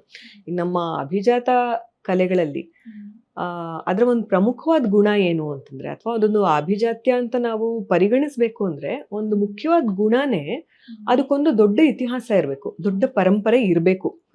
ಆಗ ನಾವು ಅಭಿಜಾತ ಕಲೆ ಅಂತ ನಾವು ಹೇಳ್ತೀವಿ. ಅಂದ್ರೆ ಟೈಮ್ ಟೆಸ್ಟೆಡ್ ಅಂತ ಏನ್ ಹೇಳ್ತೀವಿ, ಅದು ಆ ಕಾಲದ ಪರೀಕ್ಷೆಗೆ ಒಡ್ಡಿಕೊಂಡಿರುತ್ತಲ್ಲ, ಹಾಗಾಗಿ ಪರಿಷ್ಕರಣೆಗಳಾಗಿರುತ್ತೆ, ಬದಲಾವಣೆಗಳಾಗಿರುತ್ತೆ. ಈ ಬದಲಾವಣೆಗಳು ಏನಾಗಿದೆ, ಹಿಂದೆ ಏನಾಗಿದೆ ಅಂತ ತಿಳ್ಕೊಳ್ದಿರಾ ನಾವು ಮುಂದಿಂದ ಮಾಡೋದಕ್ಕೆ ಸಾಧ್ಯ ಇಲ್ಲ. Unless you know history you can't build future ಅಂತ ಹೇಳ್ತಾರಲ್ವಾ. It's a very popular line, ಅದು ತುಂಬಾ ಸತ್ಯ. ಅದು ಆ ನಿಟ್ಟಿನಲ್ಲಿ ನಮಗೆ ನಮ್ಮ ದೇಶದ್ದು, ನಮ್ಮ ಪರಂಪರೆದು, ನಮ್ಮ ದೇಶದ ಕಲೆಗಳ ಬಗ್ಗೆ ಮೊದಲು ಗೌರವ ಬರಬೇಕು. ಆ ಗೌರವ ಎಲ್ಲಿ ಬರುತ್ತೆ, ಅದ್ರೊಳಗೆ ಏನಿದೆ ಅಂತ ಗೊತ್ತಾಗ್ಬೇಕು, ಅದನ್ನ ಯಾರೋ ತಿಳಿಸ್ಬೇಕು. ಆ ಒಳಗೆ ಏನಿದೆ ಅಂತ ಗೊತ್ತಾದ್ಮೇಲೆ ಆಸ್ವಾದನೆ, ಆ ಆಸ್ವಾದನೆ ಸರಿಯಾಗಿದ್ರೆ ಆಸಕ್ತಿಯಿಂದ ಕಲಿಕೆ ಆದ್ಮೇಲೆ ಪ್ರದರ್ಶನ. ಈ ಒಂದು ನಿಟ್ಟಿನಲ್ಲಿ ಶಾಲೆ ಹಂತದಲ್ಲಿರುವಂಥ ಮಕ್ಕಳಿಗೆ ನಮ್ಮ ಭಾರತೀಯ ಸಂಗೀತದ ಬಗ್ಗೆ ಆಸಕ್ತಿ ಬರುವಂತಕ್ಕೆ, ಅಥವಾ ಆ ಭಾರತೀಯ ಸಂಗೀತದ ಶಕ್ತಿ ಏನಿದೆ, ತಾಕತ್ತೇನಿದೆ, ಅದ್ರ ಪರಂಪರೆ ಏನಿದೆ, ಅದನ್ನ ಮೊದಲು ತಿಳಿಸೋದಕ್ಕೆ ನಾವು ಶಾಲೆ ಚೌಕಟ್ಟಲ್ಲೇನೆ ಏನೇನ್ ಮಾಡಬಹುದು ಸಂಶೋಧನೆ. ಹಾಗಾಗಿ ಇದು ಒಂದು ನನ್ನ ವಿಷಯದಲ್ಲಿ ಹೇಳಿದ್ದಷ್ಟೇನೆ. ನಿರಂತರವಾಗಿ ಈ ಥರದ ಸಂಶೋಧನೆಗಳಾಗ್ತಾ ಇದ್ದಿದ್ರಿಂದಲೇ ಇವತ್ತು ಏನು ನಾವು ಒಂದು ರೂಪ ನೋಡ್ತಿದೀವಿ ಅದು ಕಾಣ್ತಾ ಇರೋವಂಥದ್ದು. ಹಾಗಾಗಿ ಮುಂದಿನ ಬೆಳವಣಿಗೆಗೆ ಅಥವಾ ಇದನ್ನ ಇನ್ನೊಂದಿಷ್ಟು ಜನಕ್ಕೆ ತಲುಪಿಸೋದಕ್ಕೆ ಇದು ನಮ್ದೊಂದು ಆಸ್ತಿ, ಇದು ಈ ಥರದ್ದು ಕಲೆ. ಇವಾಗ ಭಾರತೀಯ ಸಂಗೀತದಲ್ಲಿ ಇವಾಗ ನಮಗೆ ಗಮಕಗಳು ಪ್ರಧಾನವಾಗಿರುವಂಥದ್ದು ನಮ್ಮ ಸಂಗೀತದ ಒಂದು ಬಹಳ ದೊಡ್ಡ ವೈಶಿಷ್ಟ್ಯ. ಅದು ಹೀಗಿದೆ ಇದು ಅಂತ ನಾವು ತಿಳಿಸ್ಬೇಕಲ್ವಾ. ಆ ನಿಟ್ಟಿನಲ್ಲಿ ಈ ಸಂಶೋಧನೆ ನಡೆದಿದ್ದಂಥದ್ದು ಬಹಳ ಮುಖ್ಯ ಆಗುತ್ತೆ. ನಮ್ಮ ಪರಂಪರೆಯನ್ನ ಮುಂದಿನ ಪೀಳಿಗೆಗೆ ನಾವು ತಲುಪಿಸ್ಬೇಕು ಅಂತಂದ್ರೆ ಸಂಶೋಧನೆಗಳ ಮುಖಾಂತರ ನಾವು ತಲುಪಿಸ್ತೀವೋ ಅಥವಾ ಮಾಧ್ಯಮಗಳ ಮುಖಾಂತರ ನಾವು ತಲುಪಿಸ್ತೀವೋ, ಪ್ರಯತ್ನ ಅಂತೂ ಜಾರಿಲಿರ್ಬೇಕು. It is very important. ಅದನ್ನ ನಾವು ಉಳಿಸ್ಕೊಳ್ತಾ ಅದನ್ನ ನಾವು ಕೂಡ ಕಲಿತಾ ಸಾಗಬೇಕು ಅನ್ನೋದು. ಒಂದಷ್ಟು ಕೇಳ್ತಾ ನಿಮ್ ಜೊತೆ ಒಂದಷ್ಟು ಮಾತುಕತೆ ಮಾಡಿದ್ವಿ. ಇನ್ನೇನು ಕಾರ್ಯಕ್ರಮದ ಕೊನೆ ಹಂತದಲ್ಲಿ ನಿಮ್ದೊಂದು ಸಾಂಗ್ ಕೇಳಿದ್ವಿ. ಅಷ್ಟೇ ಒಂದು ಮಧುರ ಕಂಠದಿಂದ ನಿಮ್ಮದೊಂದು ಸಿಗ್ನೇಚರ್ ಸ್ಟೈಲ್ ಅಲ್ಲಿ ನೀವು ಆಂಕರಿಂಗ್ ಮಾಡುವಾಗ ಬಳಸ್ತಾ ಇದ್ದಂತ ಒಂದಷ್ಟು ಯಾವ್ದಾದ್ರು ನರೇಷನ್ ಇದೆಯಾ ಅಂತ ಅದನ್ನ ಪ್ರೆಸೆಂಟ್ ಮಾಡ್ಬೋದಾ? ನನ್ನದೊಂದು ಕೋರಿಕೆ. ಸಿಗ್ನೇಚರ್ ನಿರೂಪಣೆಯಲ್ಲಿ ಆಂಕರಿಂಗ್ ಎಲ್ಲ ಅಂಥದ್ದೇನು ಇರೋದಿಲ್ಲ. ಒಂದೊಂದು ಕಾರ್ಯಕ್ರಮ ಒಂದೊಂದು ಥರ ಇರುತ್ತೆ. FM ಅಲ್ಲಿ ಇತ್ತು ಆರ್ಜೆಯಿಂಗ್ ಮಾಡ್ತಿದ್ದಾಗ, ಗುರುವಾರದ್ದು ಒಂದು ಸ್ಪೆಷಲ್ ಶೋ ಮಾಡ್ತಿದ್ದಾಗ ಅದಕ್ಕೆ ಬೇರೆನೆ ಒಂದು ಅಂದರೆ ಫಿಕ್ಸೆಡ್ ಅನೌನ್ಸ್ಮೆಂಟ್ ಅಥವಾ ಒಂದು ಫಿಕ್ಸೆಡ್ ಇಂಟ್ರಡಕ್ಷನ್ ಥರ ಒಂದು ಇತ್ತು. ಅದು ನಮಸ್ತೆ ಕರ್ನಾಟಕ, ನಮಸ್ತೆ ಕನ್ನಡ, ನಮಸ್ತೆ ಕನ್ನಡಿಗರಿಗೆ, ನಮಸ್ತೆ ಕನ್ನಡದ ಮನಸ್ಸುಗಳಿಗೆ, ಒಂದಿಷ್ಟು ಮಾತುಕತೆ ಒಂದಷ್ಟು ಹಾಡುಗಳೊಂದಿಗೆ ಈ ದಿನ FM ರೈನ್ಬೋದಲ್ಲಿ ಗುರುವಾರದ ಗೆಳತಿ ರಂಜಿನಿ ನಿಮ್ಮ ಜೊತೆಯಲ್ಲಿ. ಸೊ ನೋಡಿದ್ರಲ್ಲ, ನೀವು ಆಫ್ ದಿ ರೆಕಾರ್ಡ್ ನಾವು ನೋಡಕ್ ಆಗಿರ್ಲಿಲ್ಲ, ಈಗ ಆನ್ ಕ್ಯಾಮ್ರಾ ನಿಮ್ಮ ಹೌದು. ಒಂದಷ್ಟು ಅದು ಜೊತೆಯಲ್ಲಿ ಅಂತ ಕಾರ್ಯಕ್ರಮದ ಹೆಸರು. ಅದು ಡ್ಯುಯೆಟ್ ಹಾಡುಗಳನ್ನ ಪ್ರಸಾರ ಮಾಡ್ಬೇಕಿದ್ದು. ಆ ಕಾರ್ಯಕ್ರಮದ ಓಪನಿಂಗ್, ಇದು permanent opening. Thank you. So ನೀವು ನಿರೂಪಕಿಯಾಗಿ ನೀವು ಕಾರ್ಯನಿರ್ವಹಿಸ್ತಾ ಇರ್ಬೇಕಾದ್ರೆ ಇಂಥ ವ್ಯಕ್ತಿನ ನಾನು ಇಂಟರ್ವ್ಯೂ ಮಾಡ್ಬೇಕಿತ್ತು ಅನ್ನೋ ಒಂದು ಕೌತುಕ ಇತ್ತ, ಯಾರಿರ್ಬೋದು ಅಂತ? ತುಂಬಾ ಜನ, ಆ ಪಟ್ಟಿನೇ ದೊಡ್ಡದು. ಮಾಡಿರೋರ್ಗಿಂತ ಮಾಡಕ್ ಸಾಧ್ಯ ಆಗಿಲ್ದೇ ಇರೋರೇ ದೊಡ್ಡದು. ಬೇಕಾದಷ್ಟು ಜನ. ಎಸ್ ಪಿ ಬಾಲಸುಬ್ರಹ್ಮಣ್ಯಂ ಅವ್ರನ್ನ ಸಂದರ್ಶನ ಮಾಡ್ಬೇಕು ಅಂತ ಇತ್ತು, ಸಾಧ್ಯ ಆಗ್ಲಿಲ್ಲ. ಜಾನಕಿ ಅಮ್ಮ ಅವರು ನನ್ಗೆ ಬಹಳ ಇಷ್ಟ, ಆದ್ರೆ ಸಂದರ್ಶನ ಮಾಡಿಲ್ಲ. ಹೀಗೆ ಕೂತ್ಕೊಂಡು ಬಹಳಷ್ಟು ಹೊತ್ತು ಮಾತಾಡೋಕ್ಕೆ ಅವಕಾಶ ಸಿಕ್ಕಿತ್ತು. ಸಾಧನಾ ಶಾಲೆನಲ್ಲಿ ಒಂದು ವರ್ಕ್ಶಾಪ್ ಮಾಡಿದಾಗ ಬಹಳಷ್ಟು ಸಮಯ ಕಳೆದಿದ್ವಿ ಅವ್ರ ಜೊತೆ. ಅಂತರ್ದವ್ರು ಇತ್ತು. ದೊಡ್ಡ ಪಟ್ಟಿ ಇದೆ, ಸುಮ್ಮನೆ ಒಂದೆರಡು ಹೀಗೆ ಬಾಯಲ್ಲಿ ಹೆಸರು ನನಗೆ ಬಂತಷ್ಟೇ. ಮತ್ತೆ ನಾನು ಈ ಶಾಸ್ತ್ರೀಯ ಸಂಗೀತ ಕ್ಷೇತ್ರದಲ್ಲಿ ತುಂಬಾ ಇಷ್ಟಪಡೋವಂಥದ್ದು, ಮತ್ತೆ ಪ್ರತಿನಿತ್ಯ ಕೇಳೋ ಅಂತ ಕಲಾವಿದ್ರು, ಆ ದೊಡ್ಡ ದೊಡ್ಡ ಸಾಧಕರು ಎಷ್ಟೋ ಜನದ ಹತ್ರ ಮಾತಾಡೋದಕ್ಕೆ, ಅಂದ್ರೆ ವೇದಿಕೆಗೆ ಅಥವಾ ನಿರೂಪಣೆಗೆ ಹಾಗೆ ಅವಕಾಶ ಸಿಕ್ಕಿಲ್ಲ. ಸೊ ಆ ಪಟ್ಟಿನೇ ದೊಡ್ಡದು. ಮಾಡಿರೋರ್ಗಿಂತ ಮಾಡಕ್ ಸಾಧ್ಯ ಆಗಿಲ್ದೇ ಇರೋರ್ದೇನೆ ದೊಡ್ಡದು. ಆದ್ರೆ ಒಳ್ಳೊಳ್ಳೆ ಸಾಧಕರನ್ನ ಕೇಳೋ ಅಂಥದ್ದು, ಅವ್ರ ಮಾತುಗಳನ್ನ, ಅವರು ನಡೆದು ಬಂದಿರೋ ದಾರಿ ಕೇಳೋದಕ್ಕೆ ಅವಕಾಶ ಸಿಕ್ಕಿದ್ರ ಬಗ್ಗೆ ತೃಪ್ತಿ ಇದೆ. ಇನ್ನು ಮಾಡಕ್ಕೆ ಬಾಕಿ ಇರೋದನ್ನು ಬೇಕಾದಷ್ಟಿದೆ. ಸೊ ಒಂದಷ್ಟು ಚರ್ಚೆ ಆಯ್ತು, ನಾನು ಇನ್ನೂ ಮಾತಾಡ್ತಾ ಇದ್ರೆ ಮಾತಾಡ್ಬೋದು ಅಂತ ಅನ್ಸುತ್ತೆ. ಅಷ್ಟು ವಿಷಯಗಳನ್ನ ನಮ್ಮ ಹತ್ರ ಹಂಚ್ಕೊಂಡಿದ್ದಕ್ಕೆ ತುಂಬಾ ಧನ್ಯವಾದಗಳು. Thank you Shravanthi. ನಿಮ್ಗೂ ಕೂಡ ಅಷ್ಟೇ. ನಿರೂಪಣೆ ಕ್ಷೇತ್ರಕ್ಕೆ ಬಂದಿದ್ದೀರಿ. ನಿಮ್ಗೂ ಈ ಕ್ಷೇತ್ರದಲ್ಲಿ ಒಳ್ಳೊಳ್ಳೆ ವೇದಿಕೆಗಳು ಸಿಗ್ಲಿ, ಒಳ್ಳೆ ಅವಕಾಶಗಳು ಸಿಗ್ಲಿ, ಪ್ರತಿ ವೇದಿಕೆಯಲ್ಲಿ ಕಲಿಕೆ ಸಿಗ್ಲಿ, ಮತ್ತು ನೀವು ಅದನ್ನ ಅಳವಡಿಸೋ ಅಂತ ಒಂದು ಸಾಮರ್ಥ್ಯನ ಗಳಿಸ್ಕೊಳ್ಳೋ ಒಂದು ತಾಕತ್ತು ನಿಮ್ಗೆ ಸಿಗ್ಲಿ ಅಂತ ಹೇಳಿ, ಈ ಒಂದು ನಾಡಿನ ದೊಡ್ಡ ನಿರೂಪಕಿಯಾಗಿ ನಿಮ್ಮನ್ನು ನೋಡೋದಕ್ಕೆ ನಾನು ಇಷ್ಟಪಡ್ತೀನಿ. ಮತ್ತೆ ನನ್ನ ಪಯಣ ಅಥವಾ ನನ್ಗೆ ಇಷ್ಟವಾಗಿರೋಂಥ ಅನೇಕ ವಿಚಾರಗಳ ಬಗ್ಗೆ ಪ್ರಶ್ನೆ ಕೇಳಿದಿರಿ. ಒಳ್ಳೆ ಪ್ರಶ್ನೆ ಬಹಳ ಮುಖ್ಯ. ಯಾಕಂದ್ರೆ ಆ ಕುರ್ಚಿ ಸವಾಲ್ ಏನು ಅಂತ ನನ್ಗೆ ಚೆನ್ನಾಗಿ ಗೊತ್ತಿರೋದ್ರಿಂದ, ಅರ್ಥ ಆಗೋದ್ರಿಂದ ಮಾಡ್ತಿದ್ದೆ. ನಿಮ್ಮ ಒಂದು ನಿರೂಪಣೆ ಎಲ್ಲ ಒಂದು ಎಕ್ಸ್ಪೀರಿಯನ್ಸ್ಡ್ ಪರ್ಸನ್ ನಾನು ಹೇಗೆ ಫೇಸ್ ಮಾಡ್ಲಿ ಅನ್ನೋದೊಂದು, ಅದೇ ನಾವು ಪಟ್ಟಿರೋ ಕಷ್ಟನೇ ಅಷ್ಟೇ ನೀವು ಪಡ್ತಿರೋಂಥದ್ದು, ಅಥವಾ ಅದೇ ಸುಖ ನೀವು ಅನುಭವಿಸ್ತಾ ಇರೋವಂಥದ್ದು.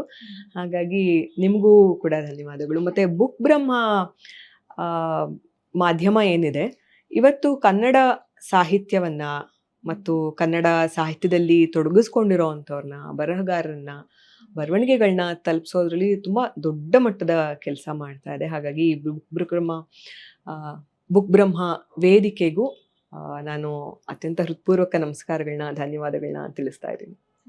ಸೊ ನೋಡಿದ್ರಲ್ಲ ವೀಕ್ಷಕರೇ, ಸಾಹಿತ್ಯಕ್ಕೆ ಎಷ್ಟು ತೂಕ ಇದೆಯೋ ಅದಕ್ಕೆ ಧ್ವನಿಯಾಗುವ ಕಲೆಗೂ ಅಷ್ಟೇ ಮಹತ್ತರ ತೂಕ ಇದೆ ಅಂತ ಇವತ್ತು ನಮ್ಮ ಜೊತೆಗಿದ್ದಂಥ ಅತಿಥಿಗಳು ಅದರ ಕುರಿತಾಗಿ ಒಂದಷ್ಟು ವಿಷಯಗಳನ್ನ ನಮ್ಮ ಹತ್ರ ಹಂಚ್ಕೊಂಡ್ರು. ಇದೇ ರೀತಿ ಮುಂದಿನ ಕಾರ್ಯಕ್ರಮದಲ್ಲಿ ನಾನು ಸಿಗ್ತೀನಿ. ಧನ್ಯವಾದ.